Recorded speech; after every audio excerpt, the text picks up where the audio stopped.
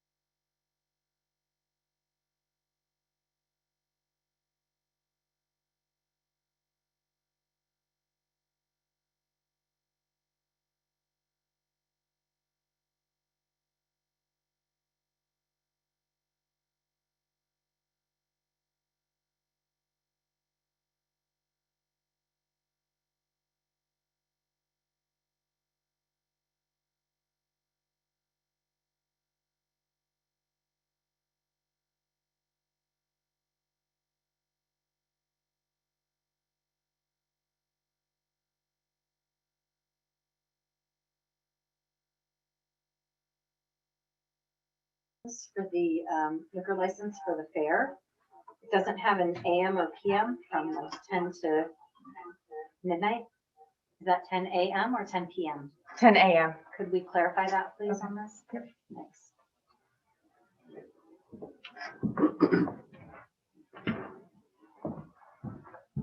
Well, it looks like there's the 20th. This should be wrong too. Oh no, 12 a.m.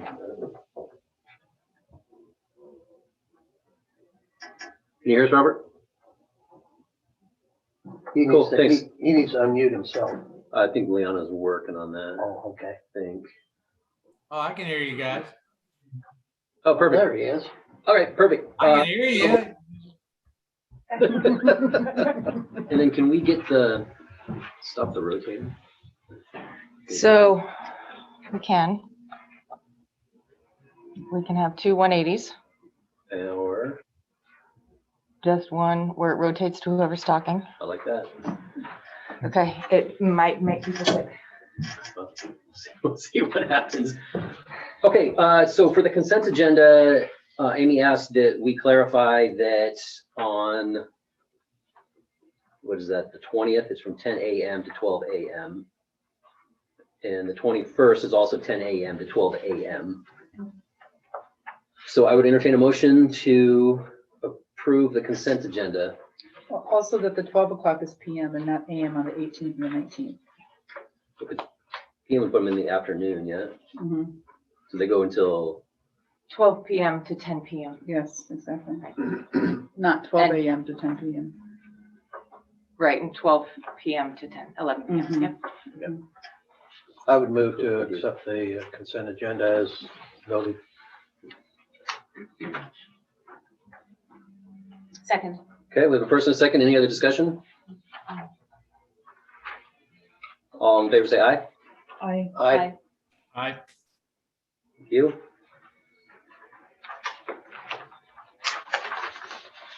You're right, it's amazing. Do you want me to change it? Yes.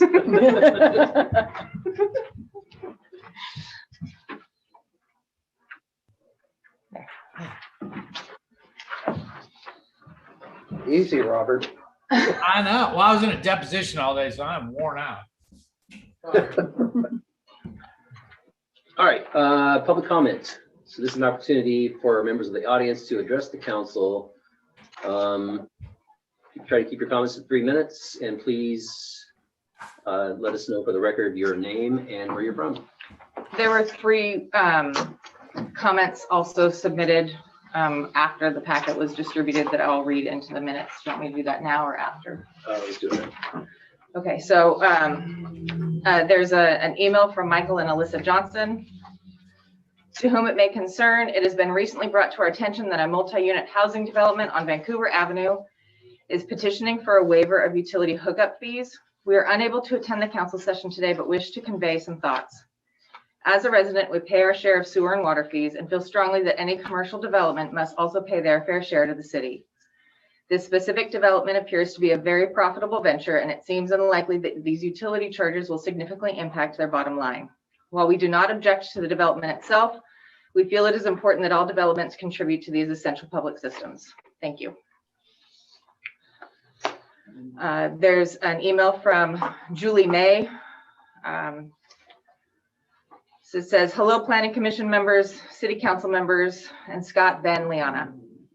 I've been thinking a lot about how to bridge some gaps in problem solving since the last Planning Commission meeting, and actually got longer, to be fair.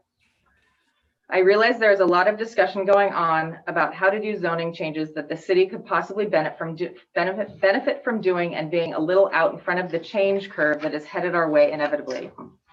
What I have gathered from discussions, feedback, pushback, dialogues, and the Planning Commission meetings is that there is a need to take a good look at zoning changes. Yet what has been put on the table is a bit hard to pull off in the larger scope approach it currently has been laid out to be. Overall feedback is that we need more community and land/property owner input before any more sweeping changes occur. I agree and would like to support that in any capacity I can for gathering input. What has also happened as the community has had a chance to voice concerns is a slowdown or outright halt to some changes. For the most part, that is good. Time to think a bit on things and regroup for an even better outcome. But I do feel like if we can also take a look at things that are common sense changes that may have a positive move towards things I have heard as themes in these conversations around how we do this. What do we want? How does this go equitably? Like flexibility, expanded ability to develop and or increase density without impacting the feel of the community we all enjoy, common sense fixes to issues repeatedly run into, for example, lot setbacks, parking, driveways, and support for affordable housing. I wonder if, even though we have heard loud and clear that more time is needed for public input on zoning changes, that there could be an opportunity to still do some common sense changes to the zoning codes now that do not dive into complex rezoning like changing R1 to R3, etc. My suggestion is to have a breakout work group look at what makes sense to still move forward on now to achieve some positive goals. Things like the suggestions from the housing needs study the city paid for seem to make sense. One that stands out as solving a lot of the above bullets is to allow one attached and one detached ADU per lot. Other things that seem to make sense, fix some of the setbacks, possibly look at shared driveway regulations to be more flexible, maybe more controversial given the sewer issue, yet positive for infill development, is take another look at continuing to allow septic in areas with no current sewer access, or creative solutions like the decentralized sewer solutions mentioned in the reports. Julie May. And then the last one, was from Andrew Grossman. It says, Dear City Council, I live at 420 Southwest Vancouver Avenue on property adjoining the proposed project. I'm against the requested waiver of development fees, $83,324 and $104,856 for water and sewer respectively. This is a giveaway to the builder, which the city and its beleaguered residents can ill afford. This appears to be another scam on housing assistance agencies where everyone loses but the builder. West Vancouver Avenue cannot handle the traffic problems that already exist. The project could add 30 more vehicles, often parking on Vancouver Avenue. There is no sidewalk on the south side, and the intersections at Lasher and Rock Creek are blind to pedestrians from all directions. Stevenson is looking more like a Monopoly game that was dropped on the floor. Where's the planning? That's it. Anybody here that would like to address the council? I'd like to address the council, Mr. Mayor. You brought materials? I did. Can I submit them? Sure. All right. So my name is Judith Morrison. I'm a resident on Vancouver Avenue as well. And I want to go over why it's a bad idea for the city to waive the sewer and water hookup development fees. First of all, the city can't afford it. The city is trying to scrap together as many grants as possible to pay for this new water system and sewer system. So I don't understand why the city would go and waive a development fee for a for-profit business person. For example, I know the city is not in the business of subsidizing businesses, but if you waive this, you will have subsidized a private business. Now, to give you an idea of what's in it for the builder, I did some number crunching. What's in it for the developer? After reviewing the information from Mid-Columbia Housing and figuring out the voucher process, I found out some really interesting data. First of all data that I submit has been looked at, and I brought evidence of all my data. So I can back up whatever I present to you tonight. So let's jump back to this. It's 17 units that are being proposed. And let's say the average voucher is worth $1,400 per month. That gives the builder a net profit of $23,800. Now, how the voucher system works is once somebody has that program allotted to them and the builder gets the money, he or she gets a direct deposit into their account. So from the landlord point of view, it's super awesome because you never have to go find the rent. The government will always give you your rent. So please don't give it on the front end. He's getting on the back end. So what does that mean to the builder? It means a $285,600 profit per year. Over 5 years of time, that means $1,428,000 to the builder. Now, in that same 5-year time, me, a resident owner, I will have paid the city $7,417.20 in just basic sewer and water rate per month, as do every person in this room. Now, not only are we paying that, but also if we pull out our property taxes, we also pay, like for example, I brought my 2021 property taxes. I'm paying the city $794.84. I will gladly do that. But I won't be so happy if I see you giving it away to a for-profit developer who's going to make over $1 million. Now that's not it. That is not it. We're just talking about those basic waters. So I did some more mathematics on this. So I took my tax bill over 5 years' time, the number that I pay you, and that comes out to $9,538.08. And then on top of that, in that same 5-year time, I'll be paying $7,417.20 with a grand total of $16,955.28. I will gladly pay the city the almost $17,000 in those 5 years, but I sure hope you don't give away all this money to a for-profit developer who will make in that same time that I pay you almost $17,000, he makes almost $1.5 million off of public housing. We can't afford it as a city. We can't afford it as a community.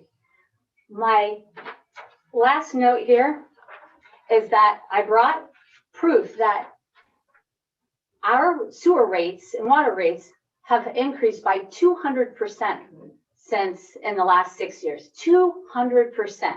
Here's my 2015, I can pass it along. My basic water, my basic sewer for my last bill.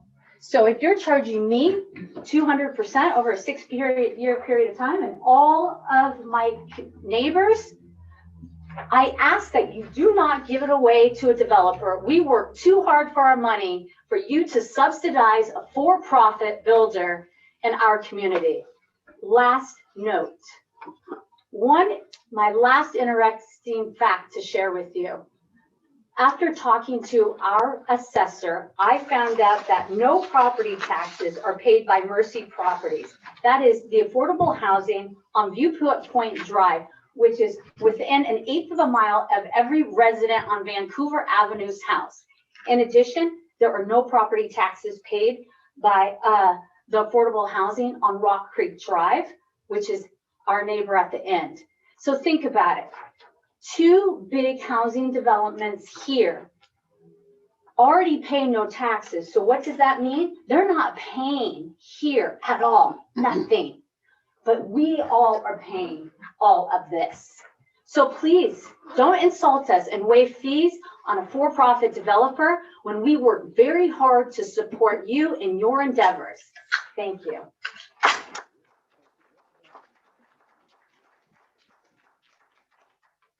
Pass around my property tax so everybody can take a look.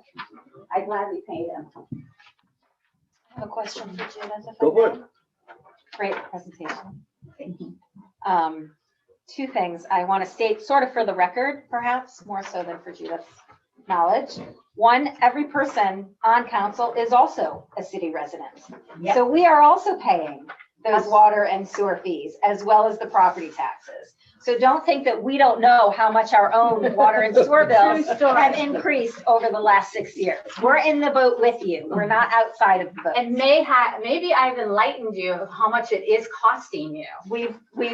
You have not enlightened us. We're well aware. Okay. But I still, Dude. it is a hard one. It is a hard thing to swallow. The reason for it is because we simply didn't plan for infrastructure improvements over the last decade. True. Or we would have been taking that money out over the last, 15, 20 years. So that's the reason why. Yeah. The second thing that I want to ask you about is, and I don't disagree with anything you said, but I have a question about the word that you're using, which is that $1.4 million profit number, because what you failed to include in that list is how much the developer is spending to build those units, right? This isn't just dropped in his lap. There's a fair bit of capital that is spent on building of the units. So when you look at the equation and you bring your math to the table, I want to see I actually don't really want to see it. But I'm just saying, for everybody's point, that is a little bit misleading.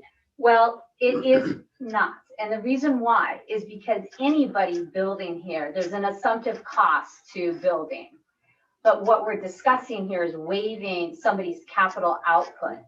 Nobody here, if we're building a house, you included, we don't get to come to the city and say, do you mind paying this? I just don't want to do it because it's going to cut into my bottom line. Okay, and I really didn't budget for these hookup fees. But And also that's what's under the happening. guise of, I'm doing this out of the kindness of my heart for low-income housing, which we already have 2 of on our street. Excuse me. So before it gets out of control, for the minute taker, can you announce your name, please? Oh, sorry, Leanne Shaw. That's it. That's all I had to say. Just a So I think, quick point. Yeah, thank you. so the concern here is that this isn't some do-gooder operation. Yeah. This is a purely for-profit. And let me tell you, once I figured out this whole public housing thing, it's not a bad deal. Once you get that stuff up, it's like, it makes money for you as the developer. Okay, I see why Donald Trump's father got rich off of public developments in New York. The math is there to support it, but I digress. This is about development fees. I just ask council, please make the developer pay his or her fair share of what it takes. You cannot afford to give this away. Thank you. Did you have something, Robert? Oh, no. Okay. I know Judith all too well. I don't really want to get into a math game with Judith right now. All right, does anybody else have anything for council? There's a Yes. person on Is that Pat Rice there too? No, they don't. You have to. Okay, for council. All right, I don't see Marcus, I'm concerned about all like traffic. Sorry. hang on. I got someone online that wants to chime in. So the 360 number, we're gonna unmute you. If you could let us know your name, please, for the record. Yes, good evening. Mary Rapar, calling in from Home Valley. As I think you all know my views about affordable housing in our community, but I wanted to reiterate a few points that I made in my op-ed in the letter and pioneered this last week. And I hope that you all take to heart. I totally understand where whoever was speaking is coming from.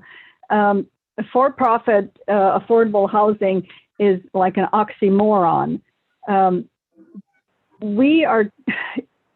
Stevenson sucks up a lot of money all the time. It is a county seat, and it should be the exemplar for affordable housing. You're not going to get affordable housing in Stevenson, Washington, until you all do policy changes.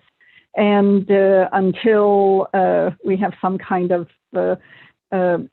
policies that say that certain housing is dedicated to working people and those people who can't afford to spend more than 30% of their salary on housing. And that's going to mean having some hard discussions about why housing is so expensive and why we let it be so expensive. These are policy issues, and some of them are beyond your pay grade at this point. They're more of a state and national issue, but Stevenson can set a tone. And in speaking to some of our local business owners who are having problems finding people to work for them because people can't live in this community, you're not going to have a community anymore if you don't have housing for people who actually do the labor that makes this place a place that people want to live in and come to and stay in. So I really ask you to have a hard discussion and not just think about building more housing. You're never going to build enough affordable housing for the people that need it. The need is far greater than we want to admit to ourselves. I also attended the homeless council meeting the other day, and there was no city representative there. I would urge you to send a representative to the housing council that meets here in our community, and because then I think you're going to get a clearer picture of how much homelessness there actually is in our community and how hard it is for people that want to stay in this community, invest in this community, and live and work and die here, how hard it is for them to find homes. Thank you. Rosie? I'm just really concerned about. Hang on. Sorry, I don't see a Marcus.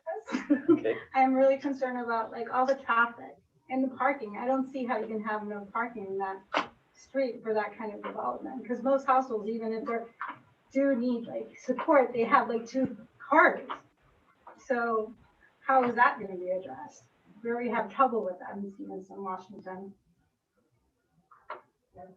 Especially in the school, we have kids walking down that street. We have people walking down that street. They're not. It's going to change all that. Thank you. Go ahead. Pat? Pat Rice, Stevenson. You know, the only thing that concerns me about this when I saw this is I have budgeted right now about $20,000 for infrastructure on 5 lots that I own. That I've been dealing with the Skamania County PUD to get bids on, and dealing with Carl here at the city on the engineering and stuff needing for the sewer stuff. And I didn't come asking for a subsidy. I took my retirement funds and set it aside to do that housing. And what I was going to do, or am going to do, is build small, efficient, beautiful homes that are well built. And that was going to be my affordable housing program. So I was just a little disconcerted when I saw it, when I felt like I wasn't given, in other words, why not have a broader public thing on the subsidies you're going to give? So people like me that have sizable retirements that are willing to invest some of that through self-directed IRAs to help because they maybe are dumb and have a big heart. Why not say, here's what we'll do for you so that I know, so that when I budget $20,000 that I sold strawberries by the side of the road for 15 years to put in the bank so that I was well off, I don't have some other developer coming in and getting the free money that I didn't even know about. It just doesn't seem fair because I'm the little guy here and I'm trying to help the little guy. So I'm just saying maybe the thing to do here is to back up. I know we get tired of listening to Mary, but maybe there are some other ideas out there like Mary has to say, and Mary, I say that and is a joke, not to put you down. So, Rapar. So I'm just trying to say is, I'm just telling you how I feel is somebody who actually is, Carl will tell you in the PUD, is actually going out and doing it and not asking for a subsidy. So that's why I was a little upset to find out about this $180,000 subsidy that may be warranted. I just thought, well, boy, I wish I would have known about that and get a piece of that before I just started throwing my money around, which Carl in the PUD will tell you I'm doing right now. Thank you. Thank you. Anyone else? Go ahead. Mr. Mayor, my name is Bob Wilson. I'm a 4th generation Stevensonian. I live across the street from that handsome young man over there in the corner. I had a few questions when I looked at the contract, and I would ask, if I may, Mr. Woodridge, did you have a chance to review the This isn't a dialogue. the operating? Go ahead and comment and. No. I'm sorry. This is public comment. It's not a back and forth. It's not a discovery portion. Comment then. Did the people who decided to execute this contract, as apparently is the case, have an opportunity to review the operating agreement for the LLC? Did they have a chance to review the pro formas and the loan applications? I assume it's Section 8 housing, and there's going to be a loan application involved. And did they have a chance to review whether or not they're engaged against objective criteria? There is a bona fide need for additional affordable housing. Everybody keeps talking like that there is a need for affordable housing, but I've not yet seen any documentation for that I could consider credible or reliable. The point that I would make is that if this does not comport with Article 8, Section 7 of the Washington State Constitution, then I don't believe the City Council can vote a gift for the need of the poor and the infirm, excuse me. And I'd submit to y'all that that's a consideration that should be taken into account, because lest we get down the road and some maverick, that's not me, some maverick decides to challenge the subsidy that Pat, and I'm sorry, I forgot their name on it, have objected to. It would just be an undesirable event. So my comment is we need certification from somebody that there is a need and that this contract will be enforceable and constitutionally proper. Thank you. Thank you. Anyone else? Okay. Thank you all very much for your comments. Oh, wait a minute. You ending public comment? What, do you have something? Yeah, I'd like to speak up. Okay. Eric Allen, my wife and I live at 374 Southwest Vancouver Avenue. A statement here, as Stevenson resident and taxpayer of all services provided by the city of Stevenson, my wife and I are adamantly against the consideration to waive any percentage of the sewer and water hookup fees associated with this or any development. It is completely irrational request by the developer. It is disturbing enough that this outsider is on the pathway to put this development in our neighborhood. I see no reason for the city to put taxpayer money in the private company's profit margin, nor subsidize the developer's lifestyles reward. At this time tonight, the city should take action and deny the waivers and fees. Thank you. Thank you. So to be clear, Brian McKenzie is not an outsider. He's been a builder here and lived here his whole life. So he has been. But he does not live in the city that he's asking for us to dole out money to. Okay. He has not contributed to the kitty. Maybe he operates his business plan off of welfare and subsidies. Doesn't mean we have to pay it.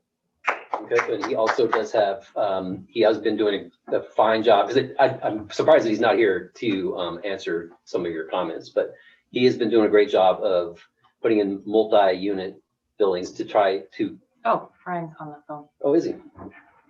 Yeah. 1 second. Let's see. Can you guys hear me? Yeah, make sure you give us your name. Hey, my name is Brian McKenzie, and I am about the furthest thing from an outsider that this community has. I think the last person that talked said they own 374 Vancouver Avenue. I own 373 and 375. The duplex is next door. And I'm born and raised out here. I have a stake in our community, and I was finally able to purchase a piece of property that would allow for something bigger than what I've been doing. Hence, the project that was proposed to you guys earlier. It's a good project. It'll allow another 16 to 17 units in downtown Stevenson. I mean, it's perfect. The only problem is I'm having a problem getting it to cash flow. I want to offer affordable housing in the city of Stevenson, but as of right now, I mean, the way everything's priced, it's just not penciling out. Hence the reason I brought this proposal to Leon at the city. Good. Anything else? No, I'm sorry. I'd like to speak after. Is he still? I don't know. I don't understand any of this. I'd like to make a comment on that. Okay, so if you guys, when you stand up for your comment, if we could keep it succinct, because we're going to, I asked everybody to keep it at 3 minutes, and we're going way long. Subsidized housing into where he lives. He's bringing subsidized housing to where we live. That makes a big difference there. He's expanding Poverty Flats there and extending ghetto part of the town there. And that we have to deal with that, with the traffic, the increase in movements, the increase in all the things that happens when you bring in fully subsidized housing. Good. Right? He's not living there, we are. And somebody else had a comment? My name is Leandra. I just wanted to say, when I moved into that neighborhood, we have some of the oldest houses in Stevenson in that neighborhood.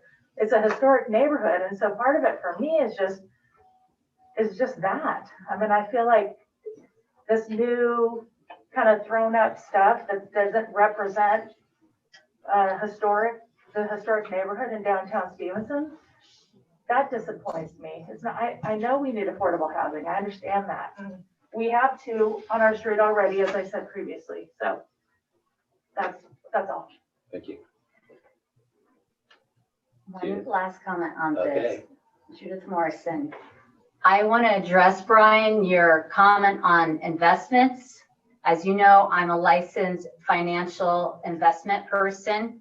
And sometimes it's tough when we make an investment that doesn't pan out the way we want. But that's what investment is about. Please do not ask the city to pay your bills. That is part of being a builder. You cover your own costs and you make the profit, but you don't ask me and every neighbor on that street to pay your hookup fees. That is offensive at every level. Okay, this is public comment.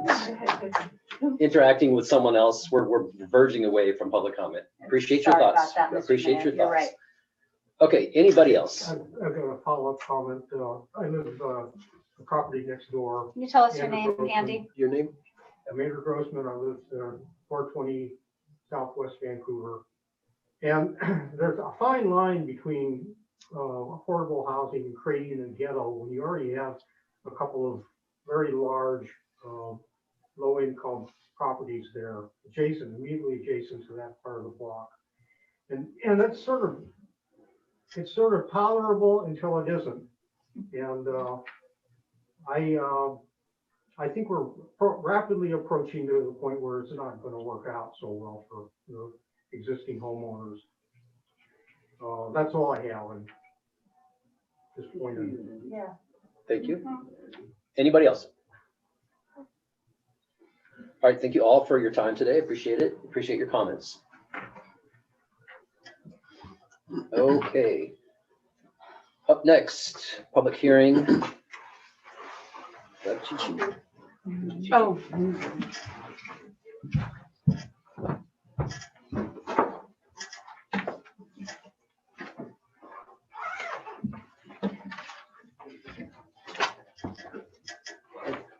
Thank you so much. Okay, I would like to open the public hearing at, what do we have here, 6:38. Staff report, please. Are you up, Carl, or just Liana? I was gonna give it to Carl. Okay, Carl?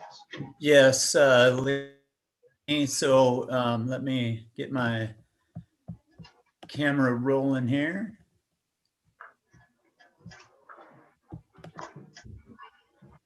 Okay, so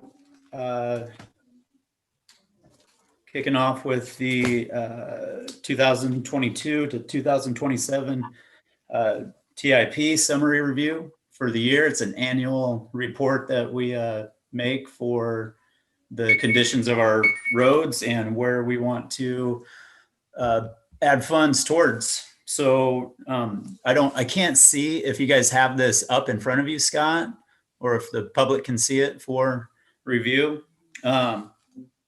So what we've done, we're kind of waiting on a traffic study to see where exactly traffic is flowing throughout the town, so we can put these projects in different places. But the projects that we do also need to coincide, or if we choose to do them, need to coincide with other utilities that are underground, our water, our sewer, stormwater.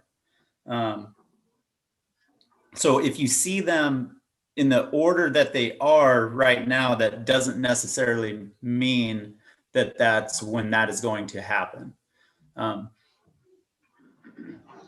So I guess we can start the questions. Is probably the public comment is probably the little smoother way to go about this.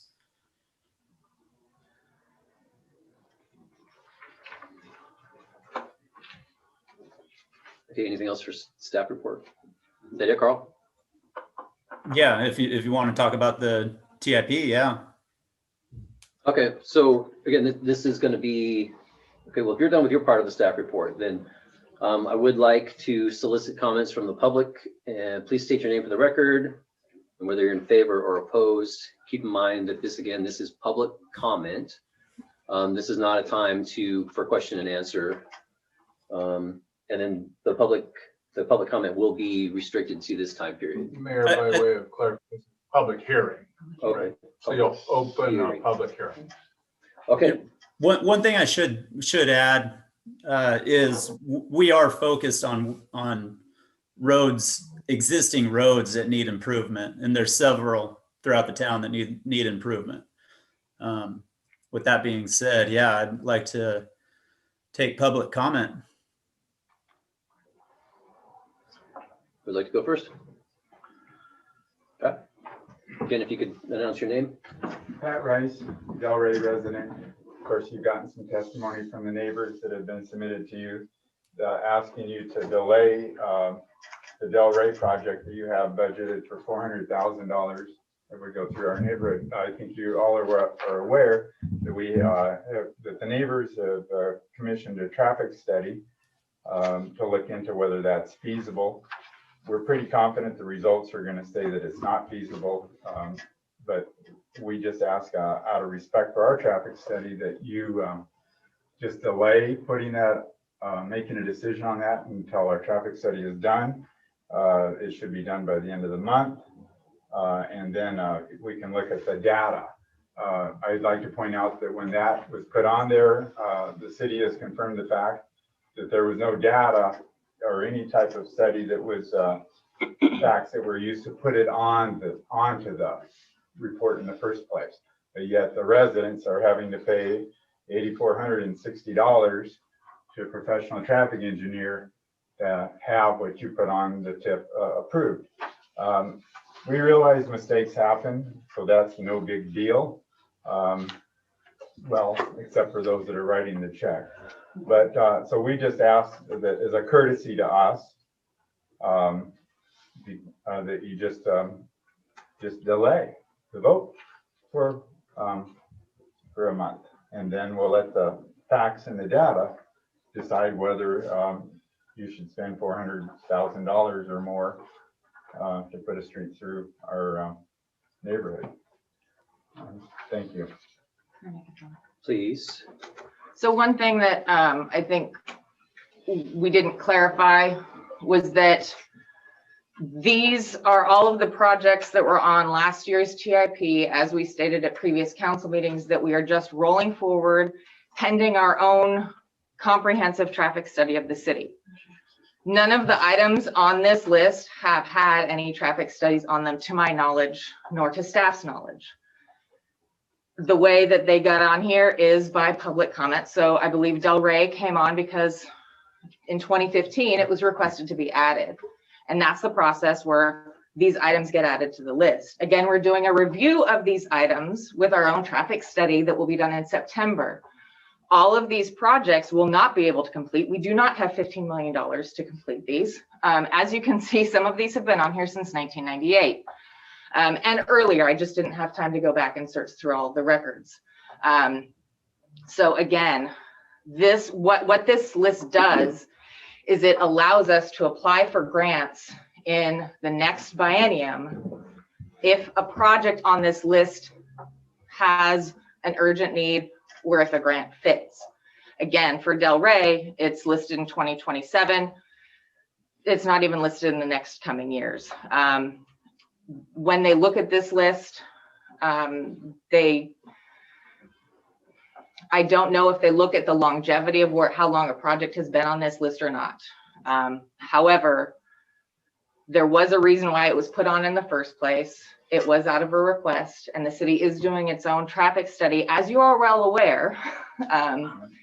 So as far as, requiring citizens to put in their own money, I ran the RFP by you, and it shows specifically that Del Rey is in there as something that we wanted to look at to see what we could do for that street. So as far as that goes, it is of your own volition that you chose to do your own traffic study ahead of the cities. So again, we're looking at it, and all of these things, again, are just a passover from previous years, and staff did not do any further analysis pending our traffic study. May I comment, since you commented on my comment? I don't think the neighbors felt they had any choice but to go get the data.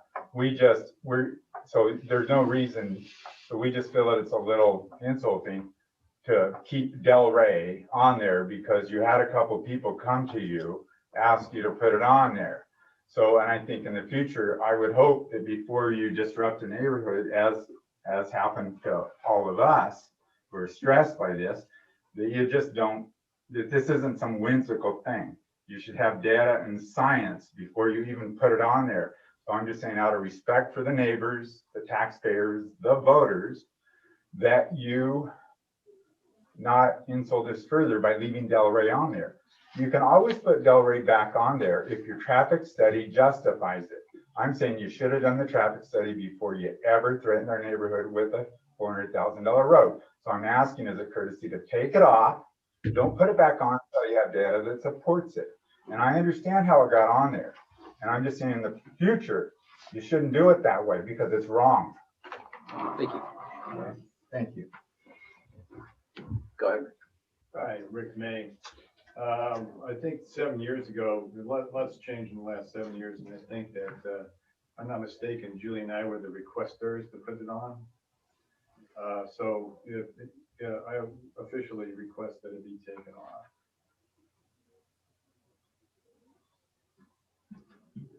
Okay, thank you. Any other comments?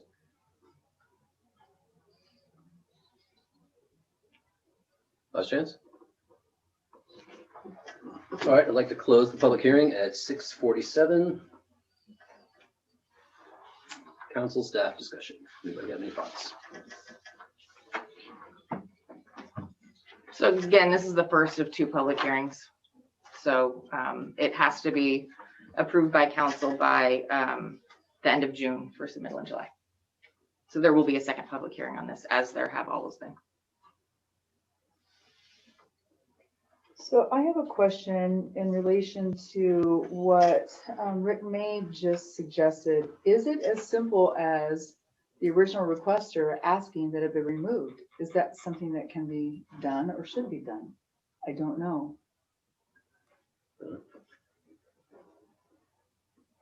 We don't know. We don't know. So it's council's list of projects that you would like. So it's Right. council's list. Right. So it's whatever you would like to do. Right. But this list was created long before many of us were even here. So I don't know what the proper protocol is for that. So this council is able to just simply make these changes regardless of why it was initially requested and who requested it and who voted on it. Yep. And there are some very specific reasons why Del Rey is on this list. Yeah. And those reasons have to do with the school and the community, which is much larger than a single neighborhood. Right. So I'm not necessarily opposed to taking it off, but I am opposed to taking it off tonight. And I think we should let the process roll the way that we always let the process roll and continue to take public comment throughout the second hearing before we make any decisions.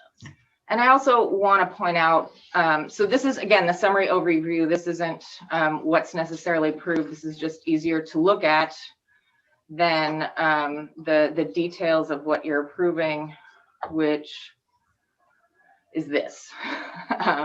So this TIP, again, it was added at the last go around as far as the council meeting goes, which is the last public hearing we had for the TIP, which was that the city intends to communicate with residents and stakeholders before any funding applications move forward on the projects listed below.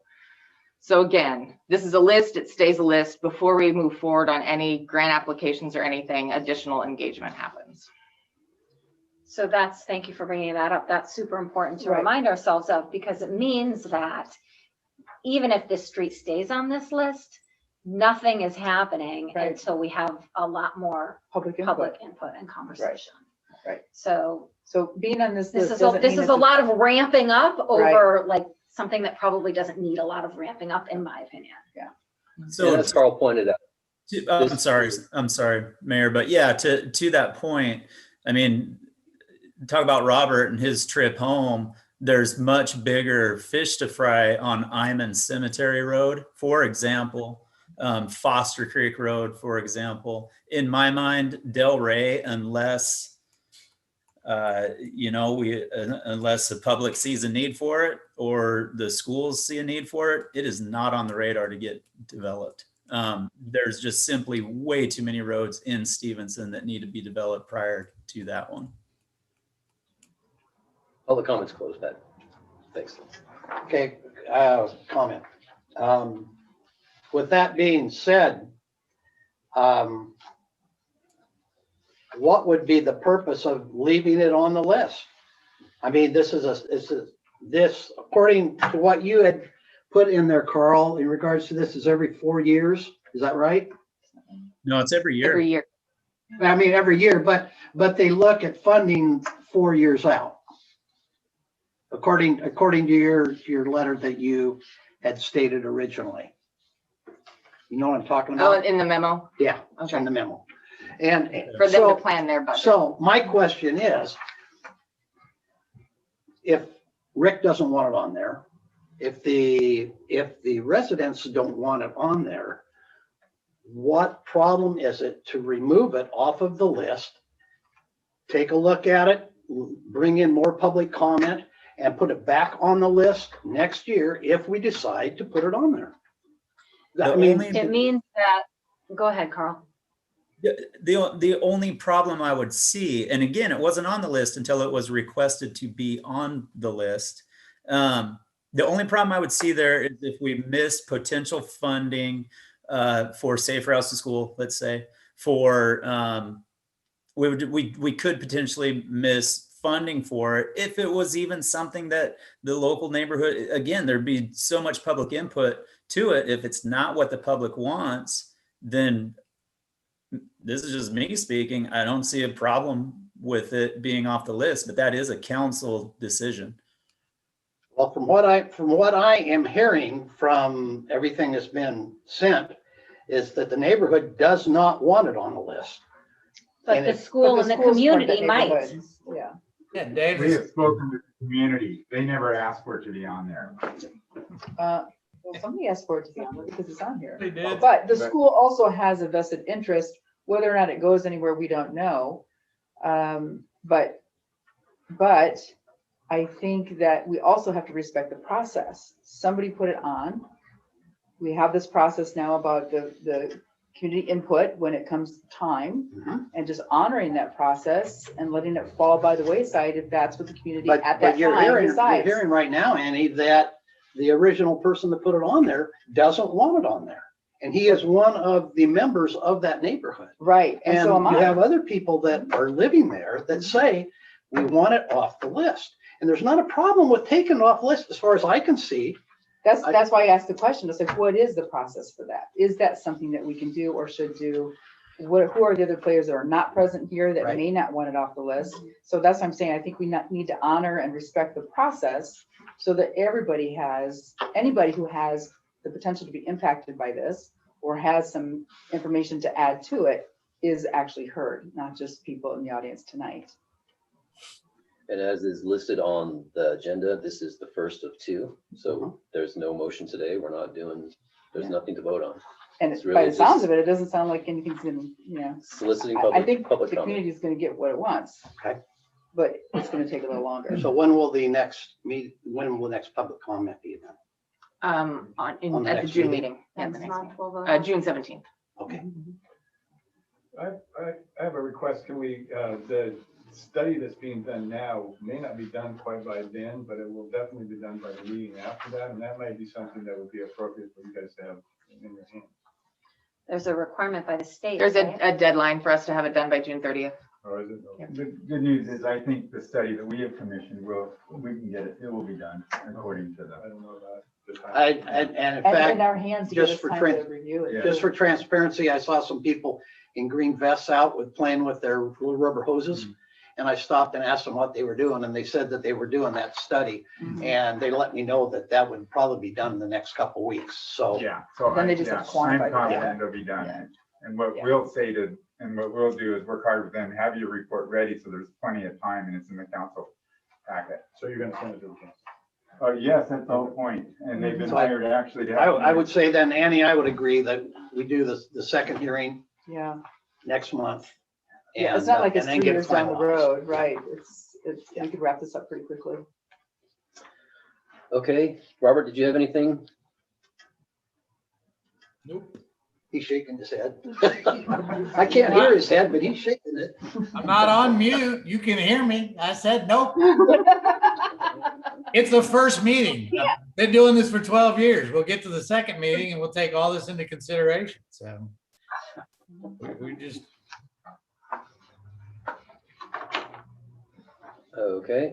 I guess for the public, like, everything that's been stated tonight is on the record. So I don't want people to leave here thinking, oh gosh, now I have to come back. I mean, obviously you're welcome to come back, but you don't have to come back to make sure that your opinion is heard on this TIP.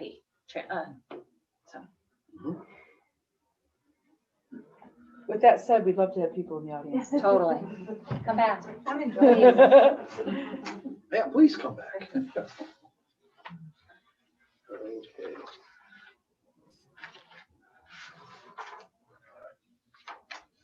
Okay, up next. COVID-19 update. As you all have read, there have been some pretty dramatic updates in the last couple of weeks. The governor has announced that by June 30th, the state will be reopened. All percentage or capacity restrictions will be lifted unless it might come out, it might happen earlier if we get, so was it 70%?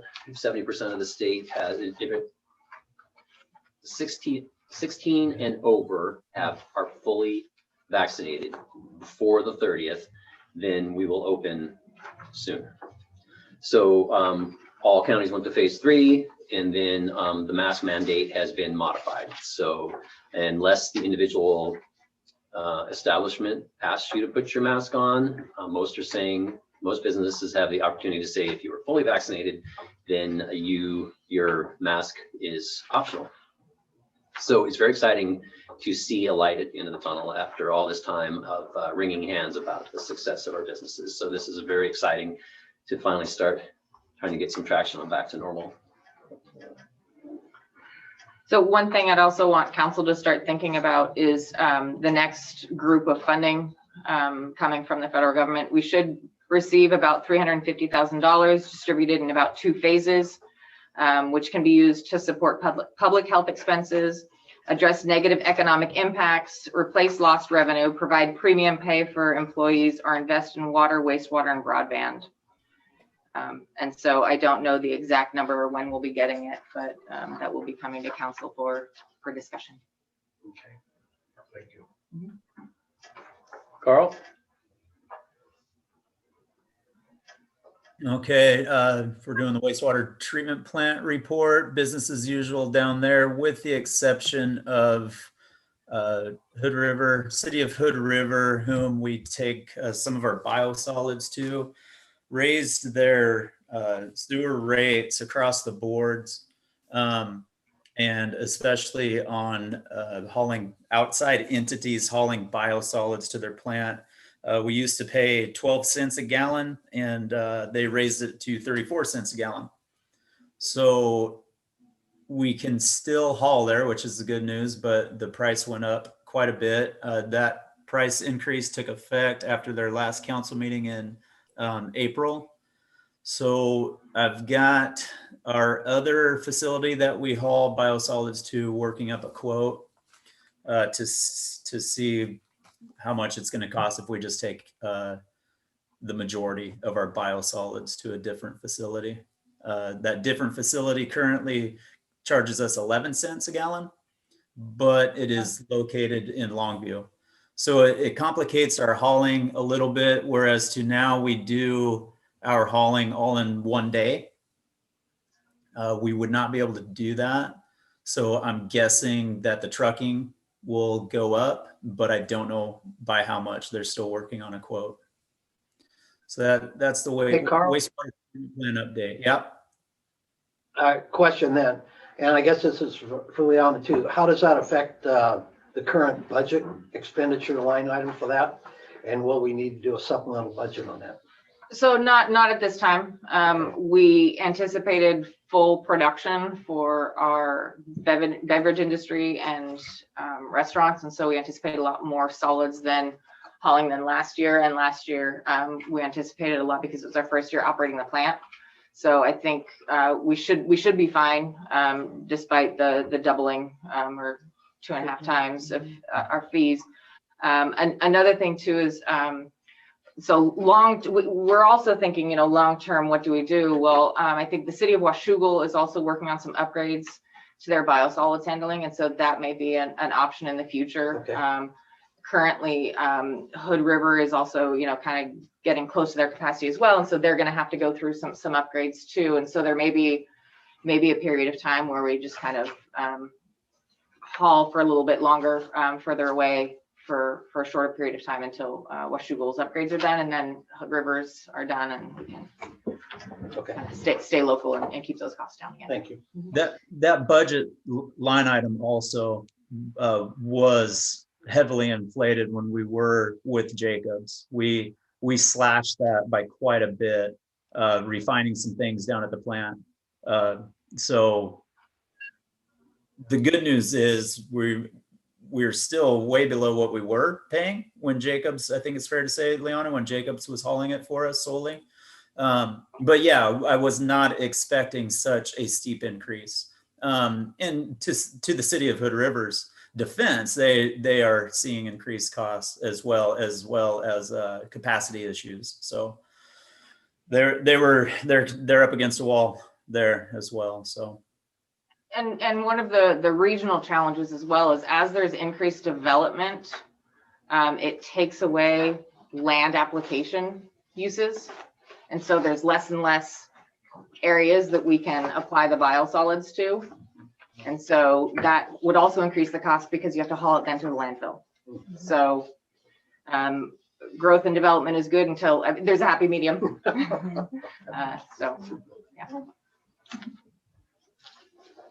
Other than that, still going through the planning stages with our local PUD for moving power when the time comes of our wastewater treatment plant upgrades. Again, that goes out to bid later this year. So yeah, going through the motions there. And it sounds like next week, hopefully we will get more bidders for the Rock Creek lift station project. As you know, I believe you know, we only had one bidder on the bid opening. That was that last week. It was supposed to happen, and there was only one bidder. So the story we got from other contractors is they needed a little more time. Getting materials right now is a bit of a struggle. Getting quotes on materials is a bit of a struggle. So 2 more weeks, and hopefully we'll get some more bidders on that project. Did we extend the bid period? Yes.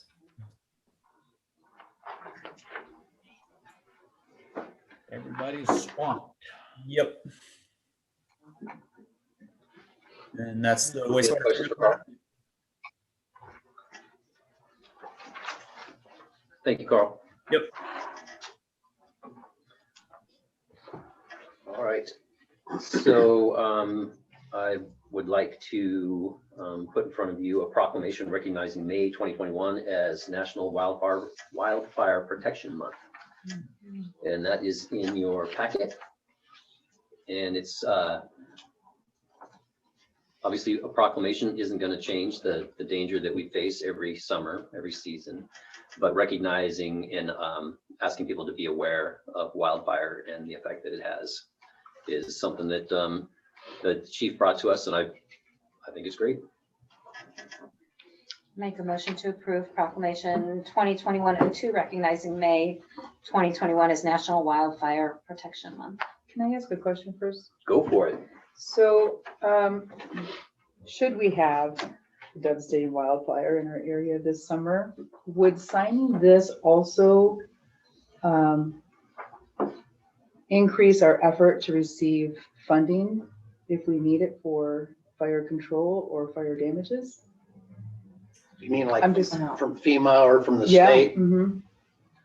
Probably not. No, because all this does is this just recognizes the fact, and correct me if I'm wrong, recognizes the fact that we realize that we are in a wildfire area and we want to promote individuals to do that things around their residences to reduce that fire mitigation. Yes. And before we get on, we really ought to have a second before we get into more comment. All right, so I have a first. You need a second. All right, we have a first and a second. Any more discussion? No, and I am aware of what its purpose is, but thank you for reiterating that to me. But sometimes, you know, when you're asking for grant money from federal agencies, they ask for something similar to this. I didn't know if that qualified as well. So two related things. So disaster relief money is kind of what you said. If we had a fire, that's going to take a gubernatorial declaration and a presidential declaration to get funds to address a disaster that occurred. Hazard mitigation funding is kind of what you're talking about.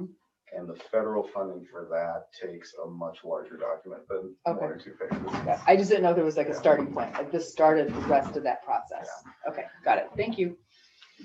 All right, any other discussion? All in favor, say aye. Aye. Aye. Thank you. So before we go too much further, because Annie did remind me, they just announced some funding today. What the heck was that? For McGinn. Oh, okay, but only like 3 million. So there is some money out there for beach towns and towns Yes. on the river. Mhm. So, but yeah, that's not going to be something that would be handled through McCann. Okay. Okie dokie, thank you. Next up, Liana, community garden. So the city received an application outside the normal tourism cycle for the community garden. And I ran it through the Tourism Advisory Committee, who discussed it at length, and ultimately agreed to approve this as a one-time only with, there were multiple caveats, so it's not setting a precedent as far as receiving an application outside of the cycle. And so this is for $2,500, I believe, for upgrades to get it up and going this year.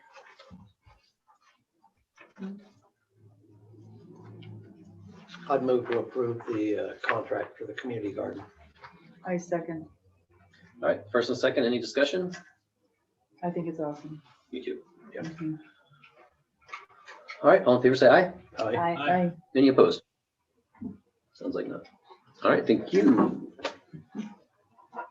All right, Leon, looks like you again. Okay, so in 2019, the city adopted an ordinance basically not allowing people to drill new wells inside the city limits to protect its watershed. And the county has been working on a process since 2000 to get a well drilled down at the fairgrounds to irrigate their property. And again, this started 20 years before we adopted our ordinance. The main concern the city has, again, is ensuring our watershed is protected because you don't know what aquifers are connected to each other. Mm-hmm. And so what this agreement does is it makes sure that when they have the well in operation or when the well works and is installed, that they will comply with the water shortage regulations that the city conducts depending on what's going on. So that just means that if we ask people to stop watering, they'll stop watering and curtail all usage during those emergencies. This is for the current time period is for 50 years. I think one of the questions was whether or not we can make it for just the life of the well, if council's okay with that, or if you want to make it for a period of 50 years and then renewable. Again, just to keep it within sites. And then I think the county also just wanted to make sure that they could maintain the well, but this doesn't allow them to drill a second well if the first well fails. I think the county wanted to have it permanent, and a agreement needs to have a term of some kind. So that's why I inserted 50 years, figuring that's a long duration for a well. And I mean, I don't think this council should commit all councils of the future to this agreement. And I think it is legal issues having a permanent agreement unless you have a termination provision. So, I don't think they would want us to be able to terminate it with, with some short notice. I guess another way that could be structured. But 50 years is a little arbitrary, but it just seemed like a period of time that, for a well, not unreasonable. And, if they get close to that and they want to extend it, then some council of the future could, put on their jetpacks and, And they're not, and this isn't going to be potable water again. This is just for irrigation. Right. Can I ask a question? Go ahead.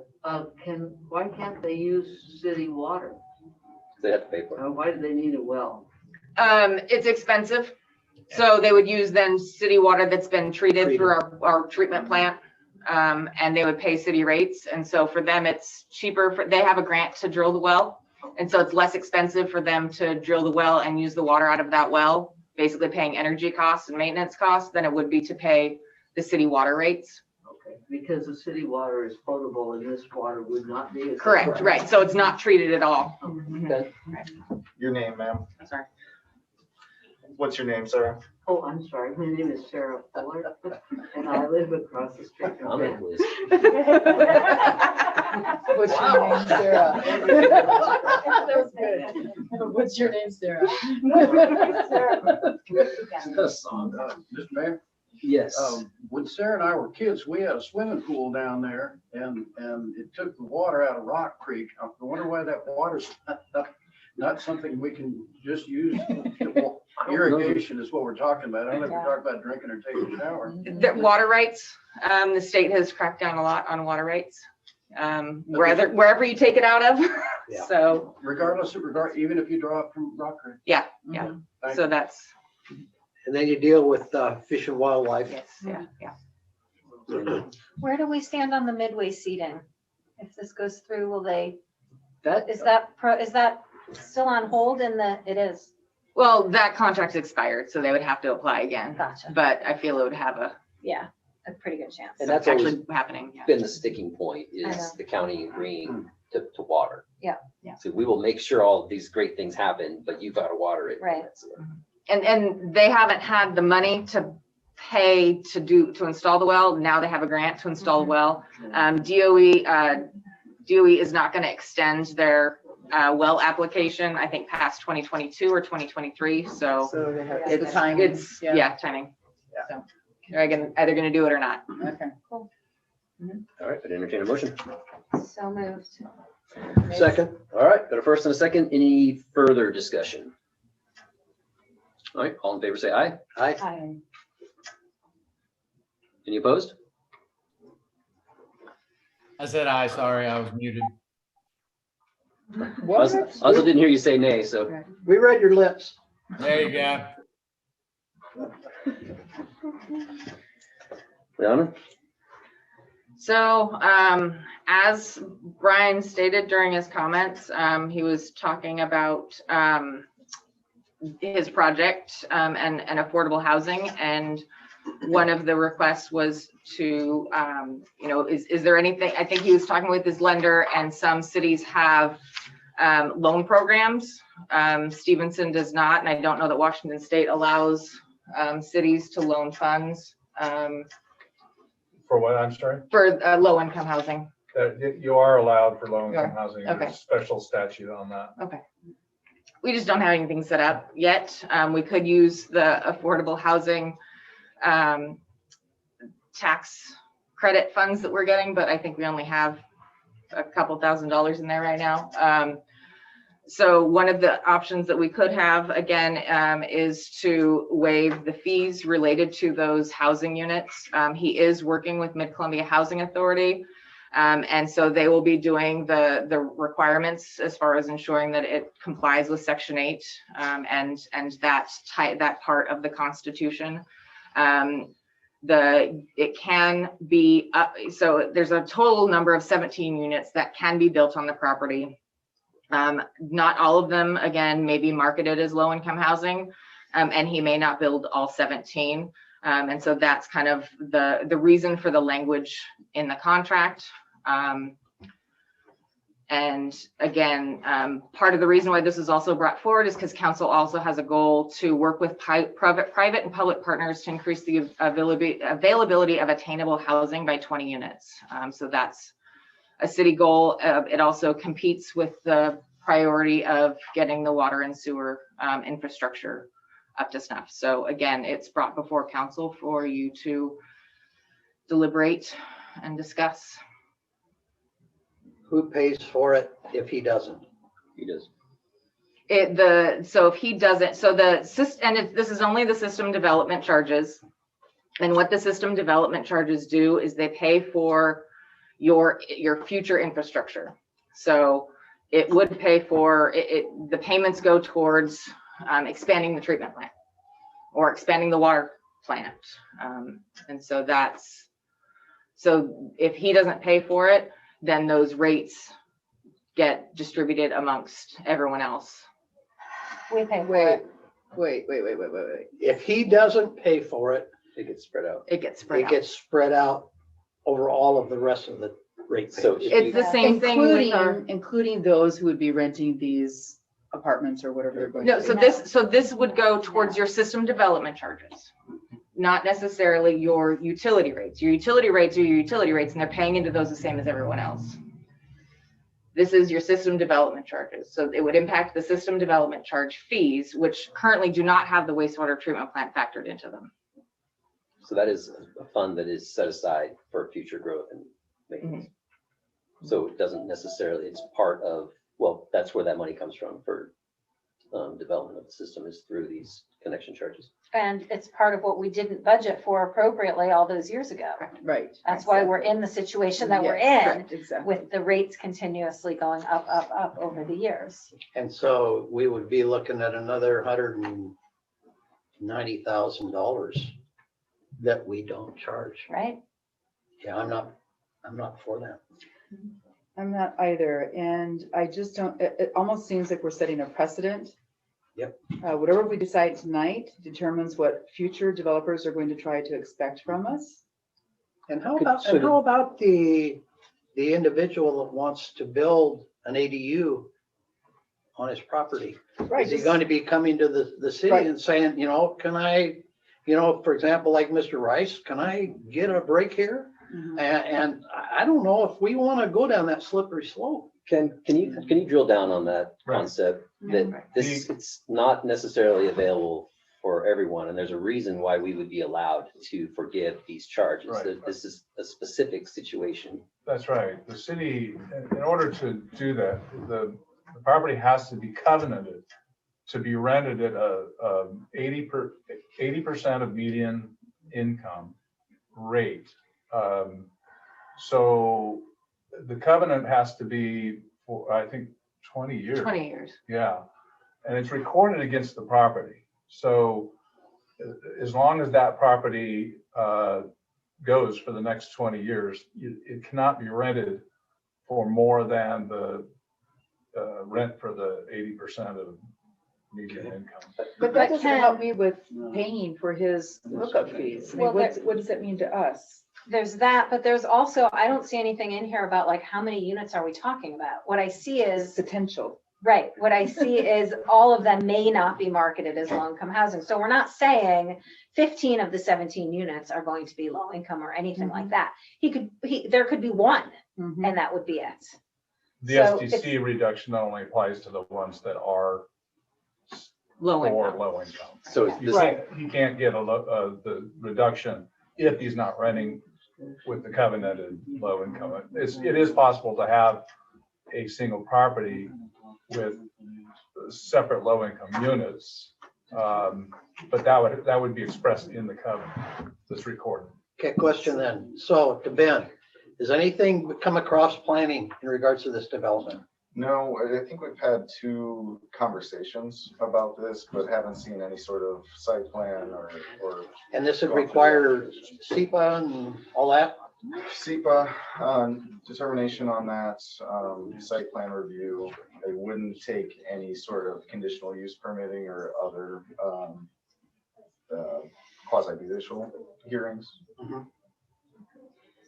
And is this figure based on 17 units? Is that what Yeah, the number that figure is based on the maximum. So if you did one, I wasn't tracking Yeah, that. What Ken just corrected, which is if you did one, it would be basically 1/17 of this. Yes. Number.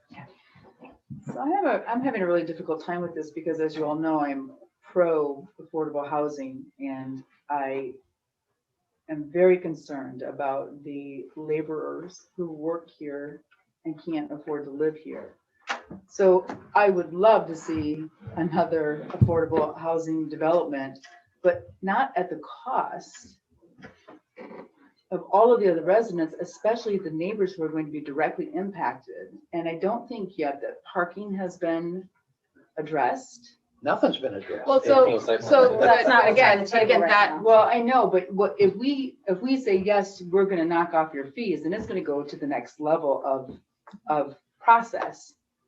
And so if I say yes to these fees, then I'm saying yes to this continued development, which I'm really having a difficult time trying to defend. I don't see why we should allow, he's a business person. A developer is a business person.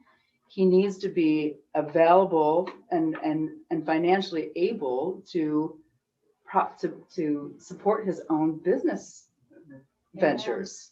I can't do that. None, you know. And so I think that's where the conversation when we talk about how can the city help encourage or allow for more affordable and attainable housing. That's exactly right. This is what we can do. Well, this is one of our tools in our toolbox. That's what I'm getting at. It is one, but I also think that we're setting a precedent. Like, okay, so now we're just attracting all these developers who want to build these low-income houses because they know that they're going to get, that the rest of us are going to pay for their business necessities. I mean, if you're a business owner, I have to set up my own business. I have to pay for my own taxes. I have to pay for my own installations of this and that and that. Why would I extend this huge amount of money that's coming out of my pocket and everybody else's pocket here in this room, in this community? Why? I mean, is he going to pay me interest on that? Annie,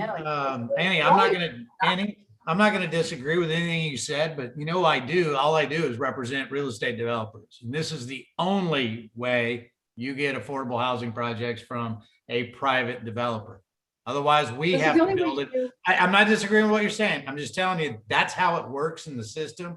And it doesn't matter what community you're in. That's how it works now. And I'm not saying that I'm in favor of it. I don't think it works very well. We've got a gentleman in the audience right now who is putting his own personal money forward to create a different type of affordable housing. And I think that's where we need to go, is to start thinking about this differently rather than putting up my money and all these other residents' money to fund this thing. Let's make the developer, other little individual persons, create their own affordable housing in But why would they create affordable housing? There's no incentive. Yes, there is. The voucher system is awesome. I mean, you make so much money.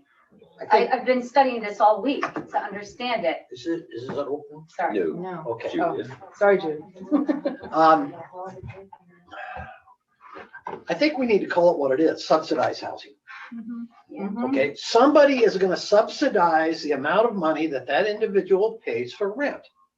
So how do we want to go about doing that? We want to encourage that, but at the same time, the taxpayers shouldn't have to foot the bill in order to put this into place. Subsidize it again. So how do you go about doing that? What is the box? You know, we're going to have to build a box. And so what does that box look like? Mm-hmm. The money has to come from the developer, granted, but then long term, how do you subsidize that? So, but I don't believe that the citizens of the city should be footing the bill for that. The developer's going to get his own money back. Absolutely. At some point, he I'm will. not.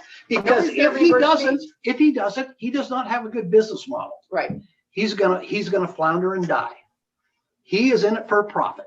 And this is nothing against Brian and what he's done so far. And there's nothing against profit either. No, we all need to make profit. Absolutely. But I'm not willing to contribute to his. But the taxpayers of this city should not have to pay for it. Right.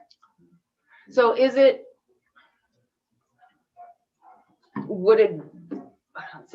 the number of units? No. And it's just the principle of the whole thing. So not even if you reduced it and said up to a maximum of 2 units. I just don't think we should expect residents of the city to pay for his business ventures. How am I going to go to Wilma Spring, who's 87 years old? Well, no, so I'm trying to get feedback because I'm the one that talks to these people and tries to, figure out what tools we have. And so when I talk to people, this is one of the tools that I say that we have to encourage, again, another priority of council. And so without this in the tool, it's hard to be a public-private partner in the discussion because that's all we have. And maybe what we need to do, Liana, is sit down with a developer and say, for example, whoever it is, whether it's Brian or somebody from Portland, what are the things that would entice you to come into our area and build subsidized housing? So and. Not at our expense. So we Pardon? have. Not necessarily, you are right, not at our. So we have tools in the planning to, again, allow them to increase density if they allow certain number of units. Allow them to reduce parking if they have so many units. Again, there's processes in our code that allow for that. No one's picking them up and using them. Camas is going through the same issue. They have all of these requests, you know, like incentives for people to use to, again, try to increase that affordable housing, but they don't want to use them. It's because of the money. Right. But that's not our, I mean, I just don't think Exactly. we're responsible for that. Ben? Yeah, I think one of the things you're struggling with is that there isn't a policy that you can rely on, that there's not a budget item for this anywhere that you can rely on. It's just watching money go away. And so maybe if coming up on next year's budget, you're talking about a general fund account that's devoted to low-income housing in whatever form, and you might have some sort of competitive process like you do for the TAC funds. And so it could be devoted to offsetting water sewer fees. And so the users of those systems don't just see that money go poof away. They're getting an infusion from the general fund that could be spent on these other affordable housing efforts that you might want to undertake. But you're evaluating all things at once instead of a one-off. And I agree with that, Ben, but I have a problem taking general fund money, which is taxes that we all pay, and all of a sudden diverting it back to doing the same thing what we're talking about. It's money that 87-year-old Wilma Spring, she pays her taxes, but yet we're going to take that money and give it to a developer to bring in subsidized housing. And I've got a real issue with that. I just want to know what's in it for us. Nothing. That's Affordable. not true. What's in it? No. What's in it for us is that we gain affordable housing, which has been an important pillar of where we're trying to go in our roadmap. Is we've been saying for many years Human now. development has been the basis of our We've been discussions. saying that we And I want to have be been able a to complete provide. supporter of that. And that's one of the reasons why I am here on council. But I don't think that I think that there's a fine line here where if we want affordable housing, do we also have to make certain that we fund the developers? We have to incent the developer in some way. I Otherwise, they're don't not agree going with to that. build But the affordable incentive, housing. I don't though, agree the with that. incentive, Well, look though, at what's happened. We don't have a lot of affordable housing. We are in need of affordable housing. That's like a fact. It is a fact. It's an absolute fact. But the But it doesn't mean that we just give this away to developers to bring them here. I mean, I just don't agree with that. The incentive is for the developer to turn it over. Okay, and then he's getting that check every month. Right. Okay, and that's coming from the government. He's getting that check. Right. Okay, so that is the incentive for them to do it. Now, how that process starts is the problem that I've got, is that they are wanting additional funding to take care of this project. And then, which means that out of his pocket, out of his business plan, is going to come that funding to take care of that up front. Right, because he's getting it back. He's going to get it back in his first year. If we're so certain of this, then I have to ask, why do we not have more? Why do we not have enough affordable housing? Subsidized. I can't answer that. Okay, why do we not have enough subsidized housing? Because we don't. But we only have a certain number of levers, and this is one of them. No, I don't agree with that. So why don't we then bring, like I say, bring in those developers and say, what does it take other than for our citizens to pay the bill to help you develop this? What does it take? How do we do that? Do we give them a loan? There's a rule on the fund. It's an option, apparently. Do we just give them a loan? You know, I mean, is that the Low simple interest answer? loan. I don't know. There's got to be. Possible? I mean, there's a statute on it. I'm not sure all the parameters you have to meet to, and what the details are. But Well, I just don't like handing over the money, and that's why I asked, what's in it for us? What is he willing to give back to us? Aside from the fact that he's building affordable housing, that's fantastic, but it is not an altruistic motive. He knows that this is a cash cow. Well, Any developer does. Anybody that puts the money into it, okay? I used to be in construction, and you know up front that somewhere down the line, you're gonna make a profit. Right. That's what Brian's in for. Right. You know, I love Brian to death, but at the same time, he's a businessman. Right. And if he's not making a profit, he's not gonna do this. Right. Okay? As We good live part in a as he is. capitalistic society. We don't, this is not a Absolutely. socialist. Absolutely. You know, I mean, government is not building these, you know, housing for people in Stevenson. So maybe what we need to do is bring some developers in. Bring some developers in. Hey, Dave, I'll go get you 5 of my clients and all of them will say, no, thank you. Again, I understand what you guys are saying. There's no one, 0. One at a time. But Robert, what would it take though? Because we don't have the developer mindset. So what does it take from the developer side? What do they need? I just finished negotiating 10 subsidized units in Forest Grove. Forest Grove waived all of our SDC fees and we have no property taxes for 5 years. That's the deal that put on the table. And we go build the 10 units. What's the population of Forest Grove? What's their city budget? You know, I can go big. Nike, the entire business of Nike refuses and has refused for 20 years to be incorporated into the city of Beaverton. They are known as located next to because they refuse to pay Beaverton taxes. They'll pay Washington County taxes, but they won't.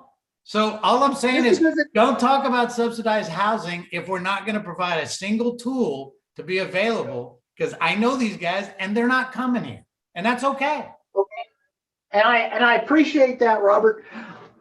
I want to know what are the tools that they think we need to provide so that our tax benefits on the tax breaks and SDC fees are the 2 that we use, and we use them over and over. Robert's talking about the Oregon version, but Washington has a similar thing called the multifamily tax exemption, MFTE, that's a similar thing. You can waive, if they're building multifamily units for low income, you can waive taxes for a period of time. I'm talking property taxes? Property taxes, yeah. Okay. Correct. Is that GMA? Is it GMA?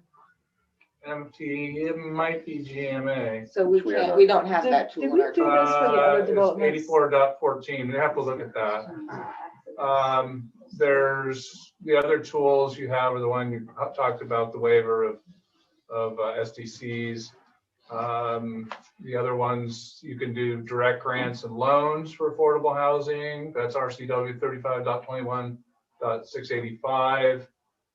You can do cooperative housing. And so, I mean, there are tools, but probably the easiest one of those to set up is the one that's on the table right now. Because it's the most beneficial to them. So our the other campuses that we have, the other subsidized housing units that we have, what was offered to them, if anything? Do we know? That's a different world. That's a long time ago. They still pay no property taxes. Right. So. But it was built by was it built by the federal government or? There was just so many different, so it was a different world. Well, the last one was Whitecap, and that wasn't so long ago. Mhm. So what did we do with that one on Whitecap received we applied for a state CDBG grants to extend the water, sewer, and sidewalk to the Whitecap apartment. They worked with Mid-Columbia Housing on the fine details of the construction, and so I don't know what any of those were, but there weren't any fee waivers for that. We can't keep kicking the can down the road. Yeah. We have got to address this. And in order to address it, we have to sit down and figure out what are the exact tools that we're going to provide this to a developer. And I think we need to set something up, whether it be a committee or what, I don't know, because I'm so friggin' new here. But we need to do something. Dave, I mean, we can't just I'm sorry, Dave, totally agree with you. I think we've tried it in the past. We just didn't get it functional. But just for everybody, I just got off the phone with Brian. He's withdrawing this motion, so we don't have to discuss that. But I don't disagree that we should have a workshop on issues that we can address, just probably not tonight, because we're not going to identify tonight. I think we're at 7:30 and we can either table this motion, because that's what it was, or just simply not vote on this. He's withdrawn. There's no motion on the table. So Robert, question then, can you and I get together and talk about this a little bit more? Sure. Not being in a quorum. Absolutely. Okay, so this is what I hear, is that on the one hand, we want this. On the other hand, we don't want to pay for it in this way. So Ken has already detailed a couple different options that we can pursue. So apparently we could stand up a loan program. That's money going out that's going to come back in again. So that might make it easier to get a development like this off the ground, but it's not money that never comes back again. That sounds very palatable to me as a citizen and a ratepayer. Yeah. So I guess if we could just get a short list from, or at least have Ken verify the tools that you suggested, and then we can start digging into how to stand them up. And I'd be willing to dig in with Robert on it. Yeah. We also have, I think, Paul, it was mentioned earlier that we didn't, I think by Mary, that we didn't have anybody at a housing Yes. meeting. Yeah, right. And we do have a representative. I believe that person is Paul. So he may not have been able, do we not? It was Matthew. And Yeah, then but I we let went her, through I and let her know. reassigned. I'll look at that list. We did those, we reassigned those. reassignments Yeah, we did recently. reassignments in January. So I'm pretty sure somebody is on that. Yep. On that committee. Okay. So that person should also be at your meeting. So Robert, Yes, sir. you got Brian said not today. He withdrew. Yeah. Not today. We're done. Okay. Not a topic. All right, there's no need for a motion because I didn't think anybody was going to make one anyway. All right, so we'll strike this off our list. Mr. Mayor, does that mean it's tabled? Or No. is No motion. There's nothing. withdraw his request He would to do- ask us for the money? He would do his request, but there's no motion on the table, so there's no money going out. Council He's- didn't Okay. decide to We make a just want to motion get that either. clarified to the public, so we all know where Nothing's we're going at. to happen. And Mr. Mayor, did I understand your proposal, sir, was to make an installment loan program in effect? I'm not making any proposals. All I'm gonna do, I'm gonna send these guys. I'm sorry, sir, but was that under discussion? Is that? I questioned whether or not that was a possibility. Okay. And apparently it is a possibility. Okay. Forgive me, Mr. Mayor. So, okay, so to reiterate, we have a pain point that we'd like to address. The opportunity that was presented to us didn't take. It doesn't mean that we're going to stop with addressing the pain point. We just have to find something that's not, that the solution isn't egregious or as egregious as you found it. Correct. So that was just to clarify, Ken did suggest a couple of different things that we can do through the state, or that we're allowed to do through the state. So we will pursue them. And the idea of a loan, because you're right, I'm trying to see both sides of it. Yeah. The fact of money going out, the only real result that we can see is that we do get this housing, but let's find a way to get that money coming back. And if that makes it more palatable for someone to start a business, knowing that they're going to have a monthly payment on that instead of having to pay out $180,000 right off the bat, maybe that works out. So anyway, we will pursue further options. This exercise has shown a very bright spotlight on the fact that we have some homework to do on some of our goals. Yes. Yep. Okay, moving right along. Leon. Well, that was fun. So, again. What fun as in. Oh, boy. Continue the conversation, the neighborhood So- will always be here.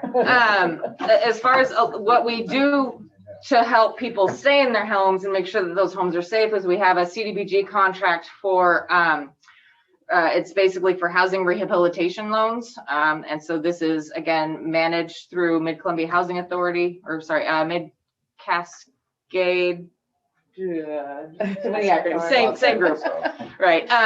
And so this is an extension of that grant due to COVID. The contractors weren't able to get in there to do any of the repairs, and so everything just kind of stacked up. So this just extends the grant that we have through the end of the year. I would move to approve the amendment to that.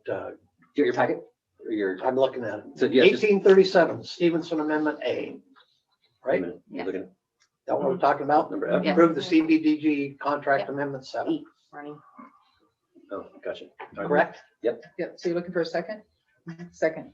All right, first and second, any discussion? I just want to let you know that City of White Salmon is applying for the grant that would, again, pick it up. And it still applies to Skamania and Clickitat counties, so. Which means we don't have to work on it anymore? Uh-huh. Right then? Awesome. All right, we have the first and the second. There's no further discussion. All in favor, say aye. Aye. I saw your lips move. There we go. All right, approved. Thank you. Ben. The zoning code discussions that we've been having about increasing residential building capacity have been partially funded by the State Department of Commerce, $25,000 grant spread over 8 deliverables. We are up against our deadline there, but we're still a ways away from adopting any ordinance for some of the conceptual changes. And so we're working with Commerce to get this to you that changes the deliverables to adoption of those ordinances to a schedule saying when those ordinances will be, or saying that those ordinances will be adopted by October. And so we'll still be able to meet the grant deliverables during the grant period of June of this year by providing the adopted ordinances that we've done. That's the parking, that's the R3 zoning, and then providing a schedule for adoption of the rest that's under consideration. So Ben, what happens if we don't do an R3 zone change? we have met the grant deliverable by providing the schedule, and they've given us their money already, and contracts closed. Okay. So, so this is a good thing. This is something that's So Commerce suggested, and it's the fact that a grant deliverable was contingent on adoption has been something that's been held up in our face, that you're only doing this for the money and you're not going to listen to the community. And so this removes that concern from the community, just saying that here's our schedule. If we don't meet that, there's no repercussion. Okay, yeah, because my concern is with any grant, having them tell us that we are going to do this, i.e. you're going to provide this resolution or this ordinance, and it's going to say this, and I've got a real issue with that. So, okay. Make a motion to approve the amendment to the residential building capacity grant with the Department of Commerce as presented. Second. So there's a first and a second. Any further discussion? Hearing none. All in favor, say aye. Aye. Aye. Aye. All right, that is a pass. Thank you. Leon? So at the last meeting, there was a question as far as the community meeting on workshop on diversity. And so I reached out to a consultant who has been working with the city of Vancouver on a couple of initiatives, as well as with his partner, and that is what's before you. So it's Exigy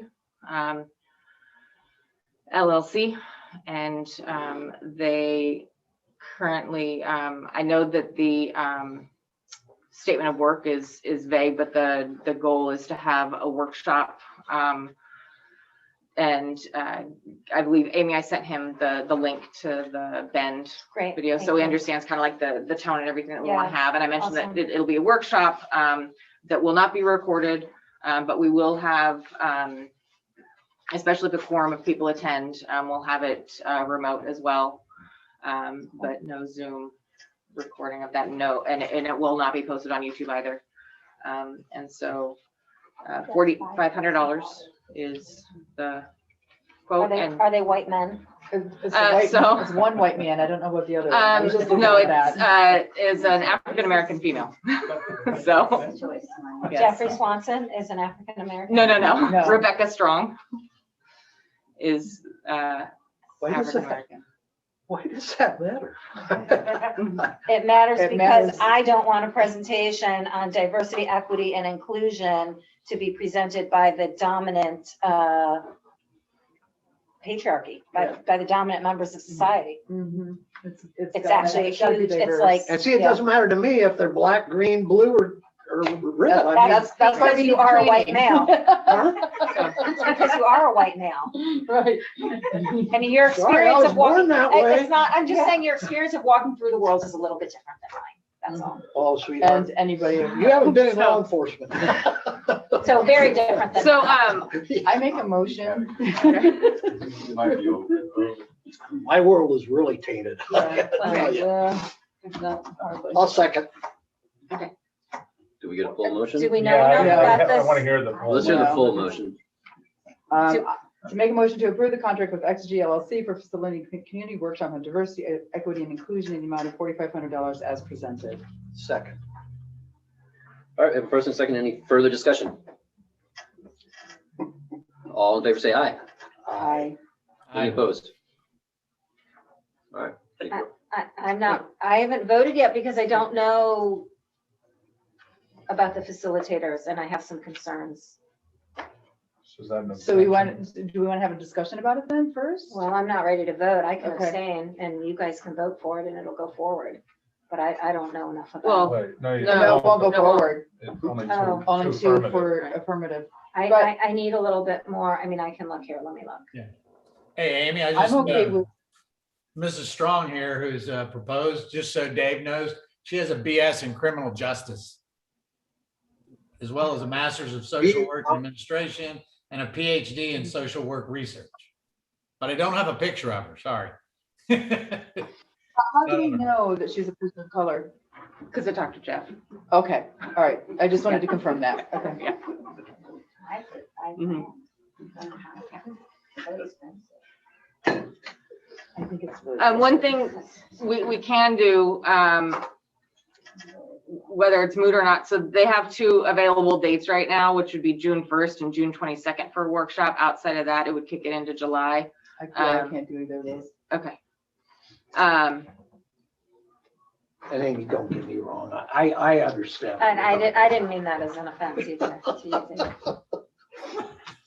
And I did talk with the school district, and they will support or endorse the workshop or kind of the work that we're doing. I said that it wasn't necessarily a financial support or any of that nature, just again. It'd be nice if they would put it out there and maybe some of the Yes. staff could come in and For sure. be part of that. So, and how did we narrow it down to this particular LLC? Were there others contacted? Honestly, no, he's the only person that I contacted, and I know of his work, and so. Oh, you do? I've There's a talked list, with, there's a list of everything that they have done. Yeah, I've Right, seen that, so- but I didn't know if any of us actually had. no, so I'm part of the Southwest Washington City County Managers Association, and he's worked with other city county managers. Okay, Similar got it. type of work, and especially the city of Vancouver county managers, or city of Vancouver city manager is in on that, as well as the county administrator for Clark County, and they're going through a revamp of their charter right now, and he's Okay. part of that process as well. Okay, so he And comes is Rebecca as recommended. well. Yes. Okay, got it. But everything on the list is, nothing on the list is related to diversity, equity, and inclusion. It's all related to economics and policy. I guess it's the first one, the Vancouver Community Task Force on Council Representation. Yeah, but we don't know what the material is. You don't have any syllabuses or anything Right. to There's take a look nothing and for us see to what know kind what of they would be things that they talking have about. actually done. Well, we know what they've actually done, but I don't know what we would be doing with them. There's no, like, Well, I guess maybe then I need more feedback as far as, are you looking for something specific? I've mentioned sort of the history of how this came about for the city of Stevenson.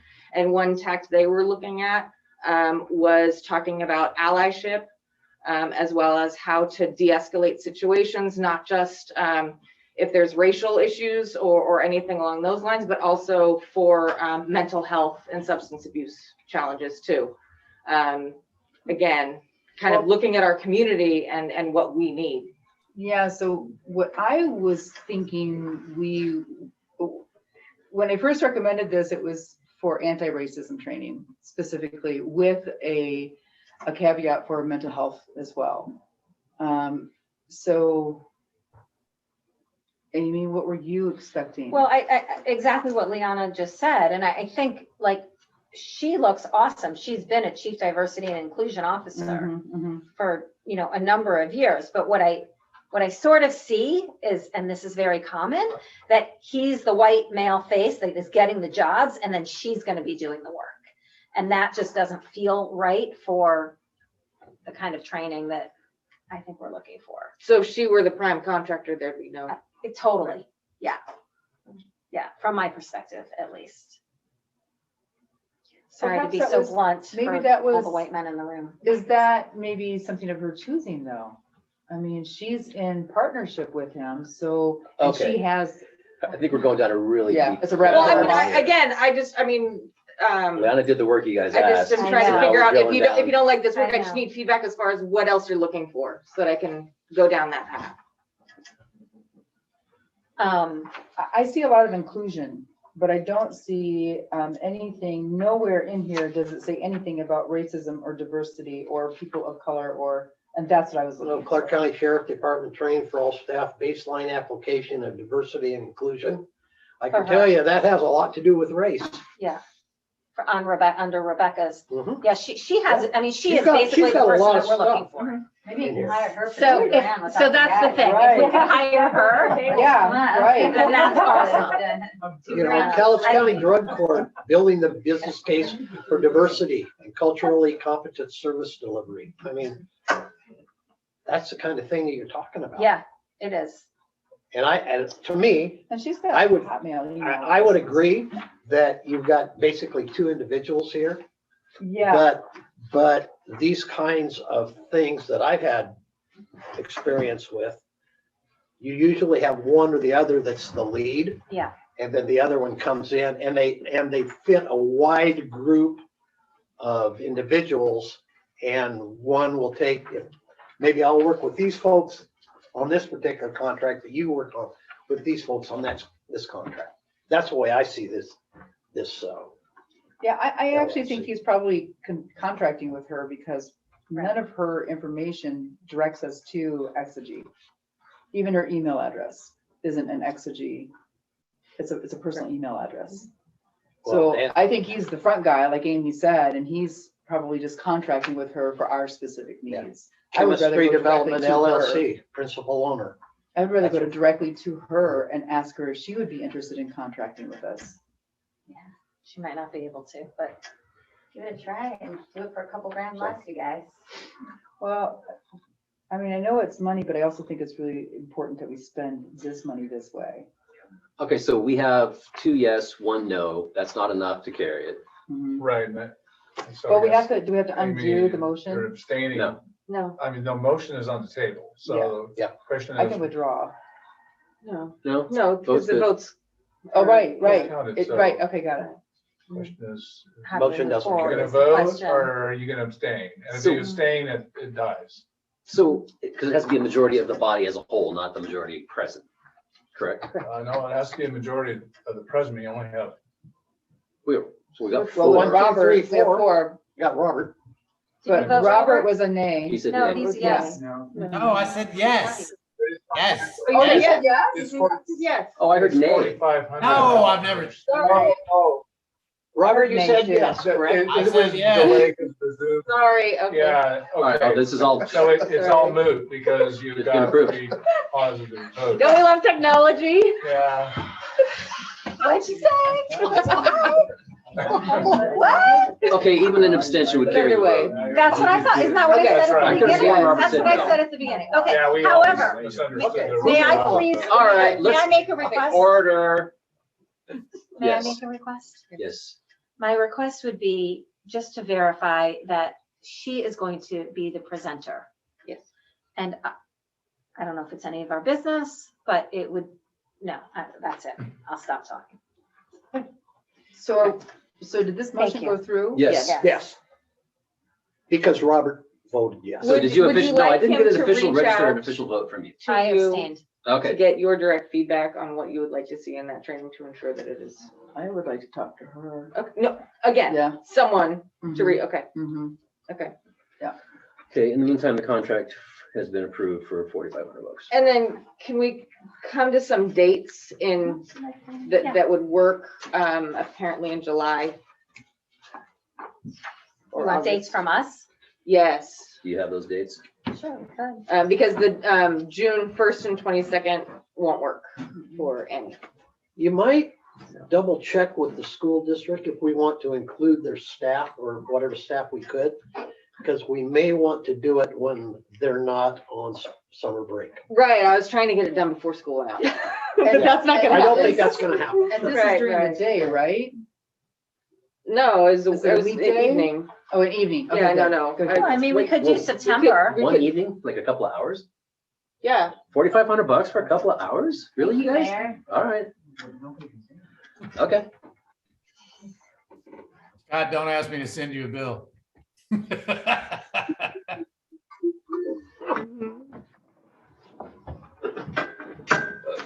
Okay. Well, So, So what do you guys in the- think for in the dates? If we fall want to is wait the- till the fall, then, okay. Amy, what do you think? I think we should do it in September when school is back in session And and you that, have people here that. yeah, and that we can make it worth the while that as much of the community can attend as possible. Otherwise it's. Okay, what I'll do is I'll get a doodle poll out that is not violating any open public meeting laws. So, Okay, sounds good. Mr. Mayor, will that be open to the public to Yep. attend and Uh-huh. have So public dollars being used? the goal is for it to be a community workshop, not a council workshop. So it's a community to get feedback on May I make a everything. Race suggestion? relations. Then work with Kelly McKee with with Downtown Business Association, so because she's excellent at getting the word out on programs to include business owners and staff. Because the more people we get, then that price per head of $4,500 goes down. And so then it seems like a reasonable use of resources. And in addition, you'll get a broader group of people. So Yes. by working with Chamber of Commerce, Stevenson Business Association, and definitely reach out to the Carson Business Association because they have a very strong group up in Carson if we're allowed to. the Wind River. Yeah, reach out to the business association up there if we're allowed to go beyond Stevenson city limits with that, just to make sure we're being inclusive in the spirit of the training. Yeah, this was always intended for a community workshop. Right. Okay. And it also says the training goes, it has a very wide range of from 2 to 16 hours. So was the Yeah, but contract, the contract was the was for contract 2 up hours. to, the contract was for 2 hours? Contract was for 2 hours, yeah.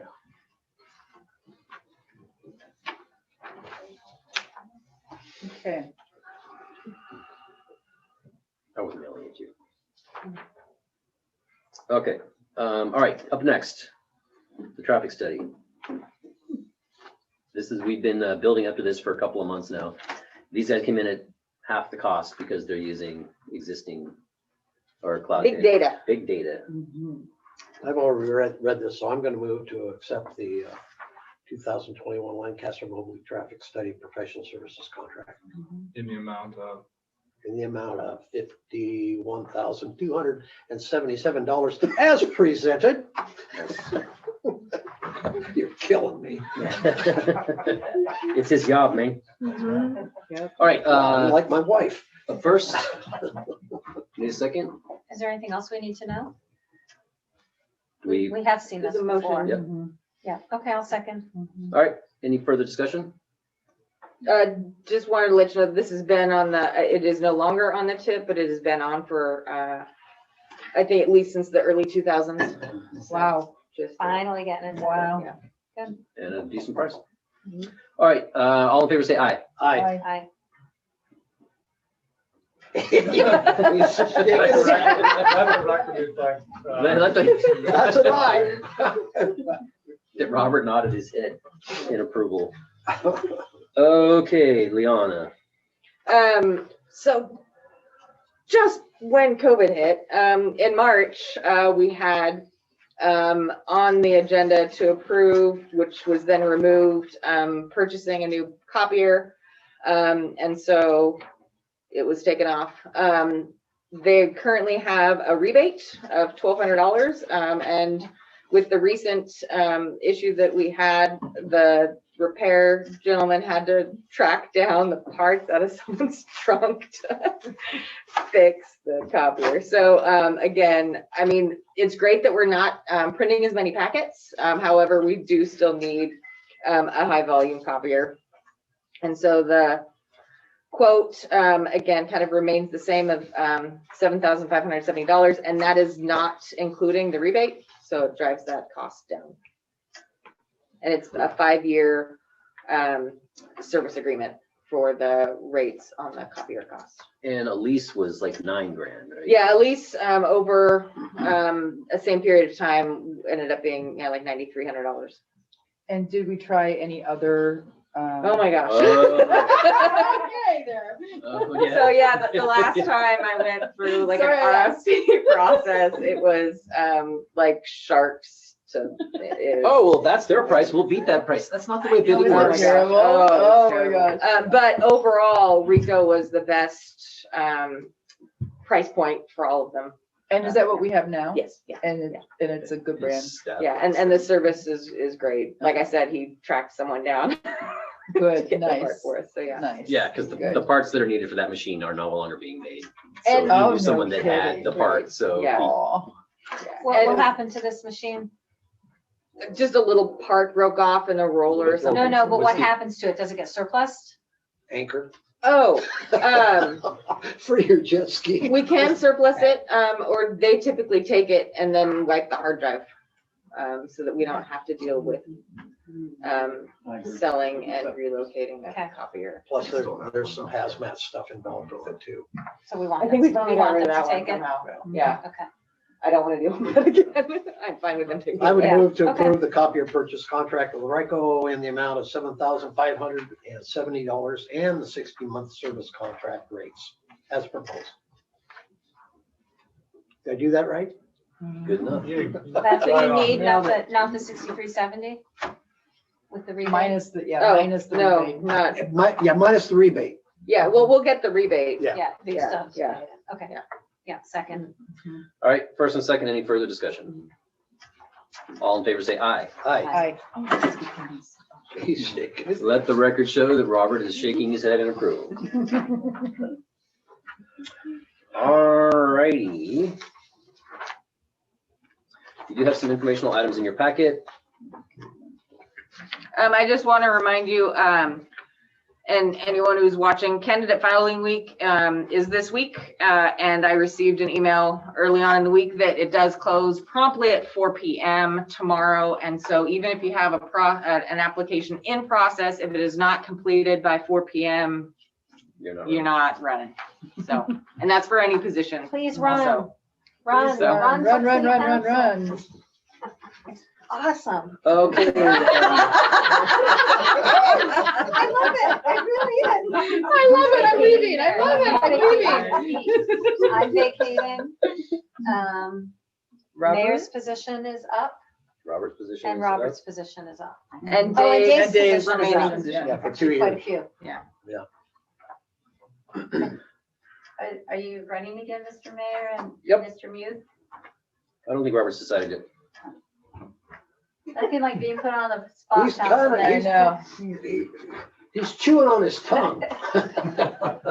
All right. Find out at 4:01 tomorrow. You find out at 4:01. I go in that courthouse, Councilman, and see. All right, administrator and staff reports. Carl?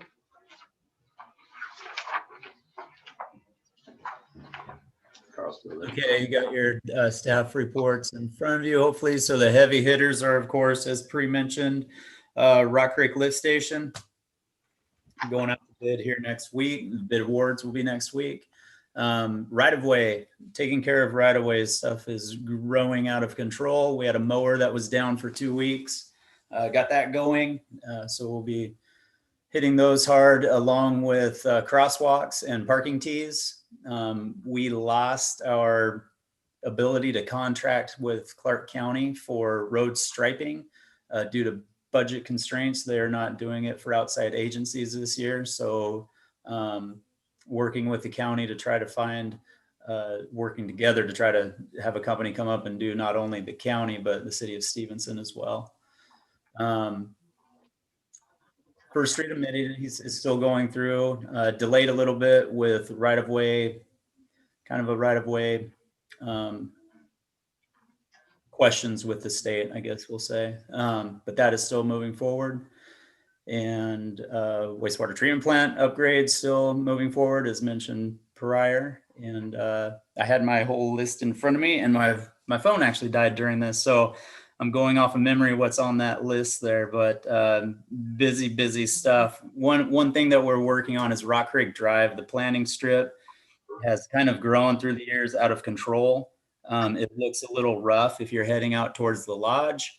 That looks like it's going to be a redo. The grass is kind of taken over. We're not really liking the product that is there. So going to tear out, not necessarily the plants, but kind of just basically weeds and replant native species, I think is what we're going to go with. We were looking at grass. We're still trying to make a decision there. We got to get irrigation going out there as well. But that is the staff update for the month of May. Thank you very much, Ben. A couple upcoming things: the Shoreline Master Program that the City Council adopted at the end of 2018. The Department of Ecology has now completed their review of our proposal, and will be going into the last phases of that review and adoption. And so those last phases are, they'll give us a list of required and recommended changes. We'll send that to the Planning Commission and Shoreline Advisory Committee to review those recommended changes, see if there's anything that they want incorporated into the program before they make a recommendation to you all, which we would have to adopt by ordinance. Kind of the short end time range could be adoption by August. Longer end time range could be, later in the year, but still anticipate getting all that done within 2021. So expect that coming up. Hey Ben, before we move on that, when did this process start? The process started a long time ago, something like 2011. So a 10-year turnaround on a pretty big job. Yeah. Cool. So that will be relieving for that one to finally be buttoned up and done. It's another one of those programs that's required of us by the states, and a lot of the specifics aren't something that we would come up with locally. But there's something that we're just dealt because the state requires these things. So making the best of what we're dealt there, and you'll see that in the documents that are presented to you. Downtown area, I guess I just have 3 updates on that.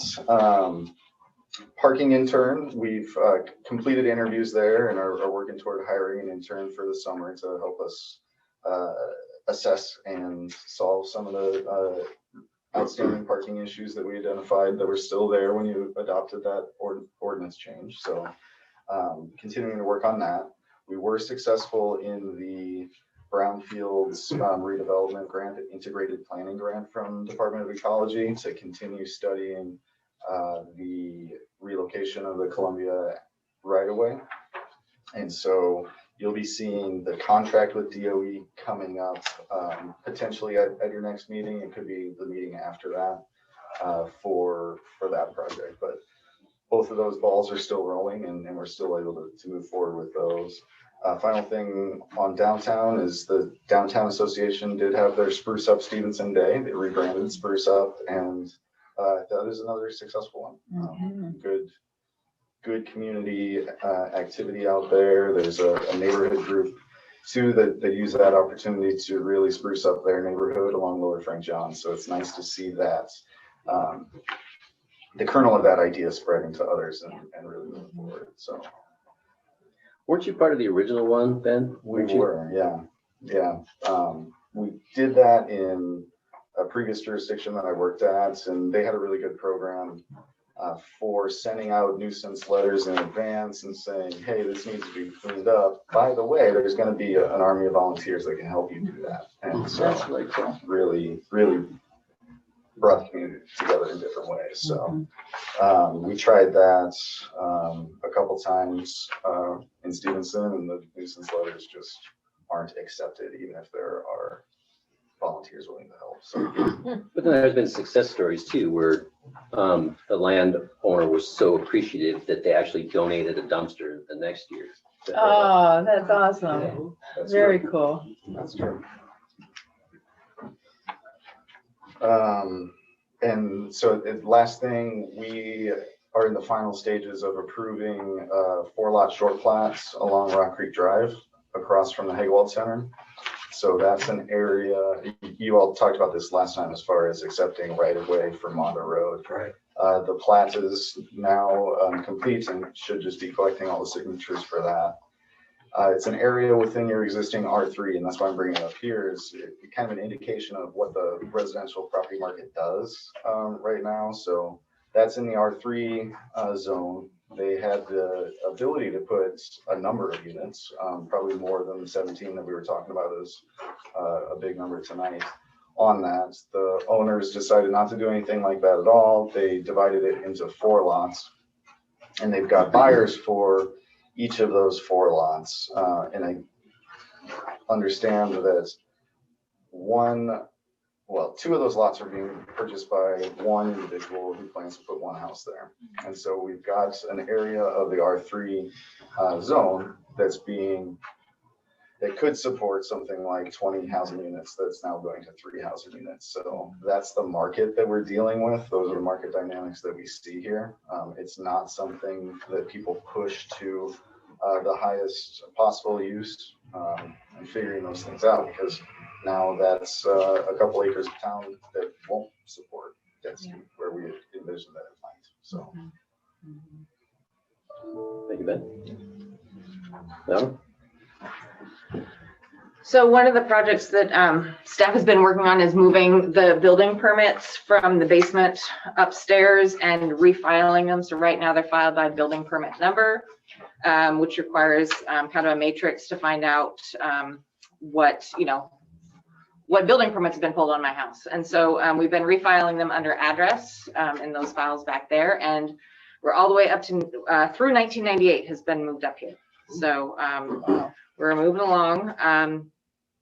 Finding some interesting photos, I think, from old City Hall. And then, let's see. Oh, the other thing is, one thing that may come to council is the impact of the Blake decision. And Ken can probably go further into the legal aspect of Blake, but the question is, if council wants to adopt legislation enforcing the Controlled Substance Act, which is no longer being enforced by the federal government.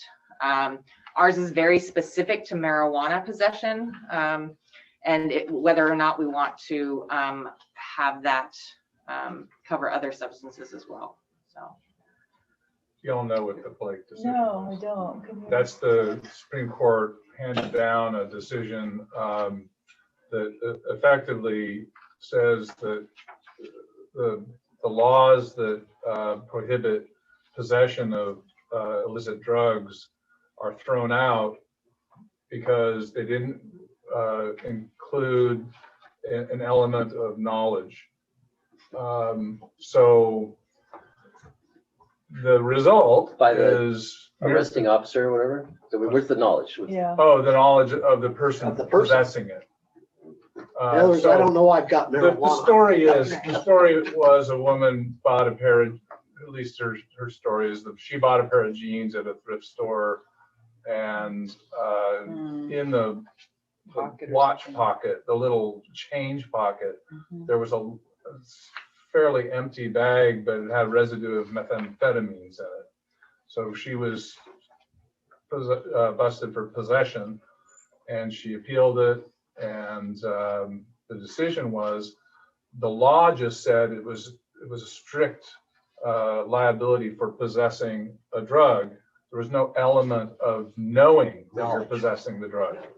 So that's why the Supreme Court threw out all the possession laws in effect, because none of them had that element of knowledge. So the result is you can possess any illicit drugs at this point. You can't be arrested for it. Well, you could possess them, but if you have mens rea and they could prove mens rea, you stick. But that's not true, because the charging, the statute that you would charge does not include that element of mens rea. So they don't have that. They don't have a tool to use in effect. The legislature is looking at this, and in fact, they are going to be adopting, new statutes that. So they're going to change 6950. They are. I mean, there's going to be substantial changes, and the element of possession is actually probably that, mere possessing of illicit drugs that's going to be a different world than what we've been used to. So anyway, the Blake decision, local governments do have some ability to regulate under our home rule powers. But I'd have to punt to our prosecuting attorney, because that's getting into. He said he was going to give you a call. Wow. Well, no, but he just said to bring it up because it's something that we'll have to. Yeah, I'll talk to Adam about it, because I know Adam, he's working with the county, obviously, on the same issues, and he wants to make sure reasonably that the city and the county have similar regulations. And we do too. Yeah. And they really, from a boots on the ground standpoint, they really need to be on the same page. Absolutely. Yeah. Because it just makes it too difficult for the officer. But what I don't know is what this council will want to do. But once Adam and I have discussed what the county is inclined to do, then we'll bring it back to you. So I just wanted to give you a heads up of something That's coming out in the pipeline. Okay. Thank you for explaining that. Oh, you bet. For that. May I ask a question of Liana? Okay, well. Let me get my pen. So, I don't know what item.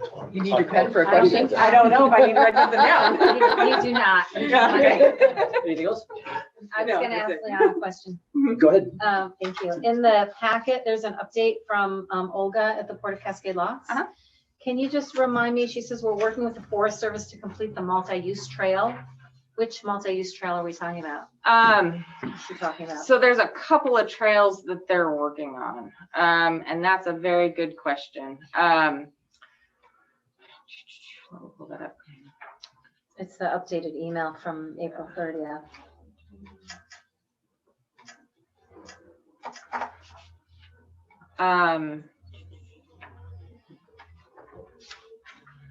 There's a which bullet is that? Sorry. It's actually above the bullets.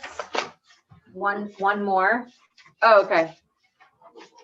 I assume that down below, she talks about, in the third bullet down below, we've been encouraged to submit a request for funding for the crossing. I assume she's talking about the pedestrian portion of the bridge. Is that what that's referring to? No, they might be talking about the final push for the multi-use trail that goes to Hood River. That they're having a kickoff, if they haven't already. Cool. For that one, they're actually going to tunnel From through. Viento. Yeah, they're going through Mitchell Point. Yeah. Okay.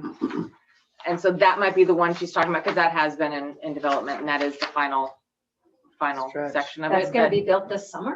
All It's- those, however many tens of millions of dollars is going, that's They're happening this summer? cutting the ribbon to start going, yeah. Okay, that's great. So, but I can follow up with her on that one too, just to I see if just, that's, yeah, I just didn't know which trail she was talking about. We haven't seen her in That's a while. exciting. Wonder if she wants to come around and. Well, and that's one of the things in this email too. She said that they changed their meeting dates. So one of the reasons why it was difficult for them to come to our meetings is because it was the same time as ours. Yeah. So she sent this update and said that their meetings have been moved to Wednesdays. So she can attend. This is super helpful, like just to know that they're holding their fireworks show, right, on the 4th of July. Make sure Angie knows that. Yeah. Cool. Thank you. That's all I have. Very good. I would entertain a motion to approve the vouchers. Make a motion to approve the vouchers as presented. Second. All right, we have a first and a second. Is there any discussion? All in favor, say aye. Aye. Aye. There we go. All right. Else is good for entertainment. You guys have anything that you'd like to share for the greater good? No, Not yet. not yet. Okay. Now? Apparently No? it's not very good. No? All right, if you guys don't have, if none of you have any reports to share, the next part up is issues that you would like to see at the next meeting. And Dave is very excited. Yeah, I'm really excited. I hate loose ends, and I think we have a loose end up on Iman Cemetery Road up there. And the issue is well, there's two issues. One is where the actual property line is. The Dobleys have a fence over that property line. The second issue is where Iman Cemetery Road heads to Rock Creek, and that portion between where No Name Road is and out to Rock Creek is just open space. There is nothing there. And at the end, it's just it's a drop off. I mean, literally. And I am concerned about the public's perception that that is city-owned property, and the, how should I put this? The perception that they can go and view the falls from city-owned property, and there is no protection for the public on that drop-off. Plus the fact that when they enter into that area, they can go either way into Dobley's properties. So they're trespassing going either way, and they could fall off. And I don't know if there is an issue with liability for the city. And so what I would suggest possibly is developing that a little bit by putting up chain link fence on the edges that go to Rock Creek from Iman Cemetery Road, as well as on the end, put a bench in there for them to sit on if they want to sit and watch. So that way then it's designated property as a quote unquote park. We hopefully will take care of some liability because we've closed off access to falling off the edge. And we also maybe address the issue of the trespassing on Dobley's property. And then also for the property line issue where the fence is it possible, something needs to be done on the deeds or with, what do they call that? Scott, help me out. Well, they're What's recorded? Yes. Okay, so somehow we need to get that straightened out so that we don't have this issue 10 years down the road or 15 years down the road where somebody says, well, we got a 4-foot easement over here and this is really the property line and not that. And we need to get it cleaned up. Okay. So that's what I'm concerned with. That would be a survey. I mean, Okay. So, but I mean, Dave's raised a good point. I mean, we do have recreational immunity under 44.24.250, I think it is, Robert. But that statute does say that if we're aware of a latent defect on the property and somebody is injured or dies as a result of a latent defect, that immunity may not apply. So you got to be careful that if, like a cliff, you know, even though that may be a patent defect because it's obvious, maybe it's not that obvious, and if somebody falls, then you got litigation. Or at night.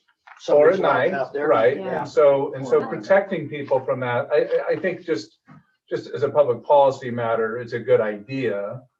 You know, and then also you don't want to be a nuisance to neighboring properties.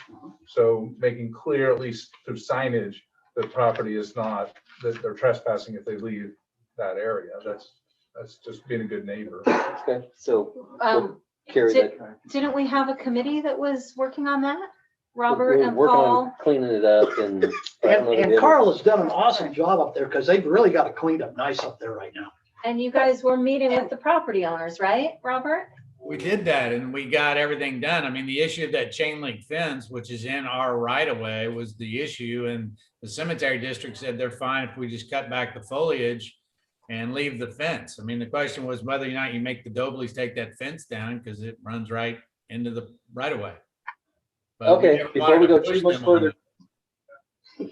much further, down this cliff face, this was presented as an issue for the next meeting. So obviously there is some items to discuss here. I think that Dave has laid out what his thoughts are. So I think that we have enough bullet points to attack the next meeting. They sent me an email earlier this week. I haven't had a chance to get back to them. And so I'll just get back to them, letting them know that we'll discuss it at the next meeting. Cool. Thank you. Anything else? I'd just like to thank everybody that's here. Put something on the next agenda? Well, this is for council members to focus on something. If you want, was there something in particular or what are we talking about? The proposed zoning change to higher density will require sewer hookup into sections that don't have sewer. And there's a recommendation from the housing needs study to complete the sewer and water master plan update before allowing any major zoning changes. So I request that you look at that sewer update, so you figure out how you're going to get sewer up to those places where we won't have sewer before you change the zoning and those people can't hook up to sewer. Okay, so we'll mix that in with planning. Where the planning commission is at with that right now. Okay, They've hang on. gone- yeah. Don't go too far Yeah. because this is the end of the meeting and we're talking about what we might be talking about next. So I'm not sure Simply the best way to. plan update. Yeah, so I don't know if that's something that we need, that it's gonna be, that it starts at city council. I think that's gonna be something that planning or what do you think? I don't know. All right, we'll take a look. Yeah. All right, great. Thank you. Good point. Thank you. I'm just wondering if there's anything that the folks from this neighborhood need to know. Since they're all Well, we need here a to the very sidewalk and a end. wider street. Put us on that tip list, number one. Vancouver is on the tip list. When was it looked at last? All right, I would like to adjourn the meeting at 8:28. Thank you, everyone. Only 8:30? Yeah, there you go. That's a miracle. Feels like 9:30 I know, right? is that what you Well, said? and it usually is, you know? Wow. Thank you, guys. It's much easier. Thanks for coming. See you later. It was good to see you. Nice to see you too. I need a haircut. Yeah. Sorry, see you later. Tomorrow. Give me a giggle. I was thinking about you the other day. I wondered how, kids like you. Yeah. I was thinking-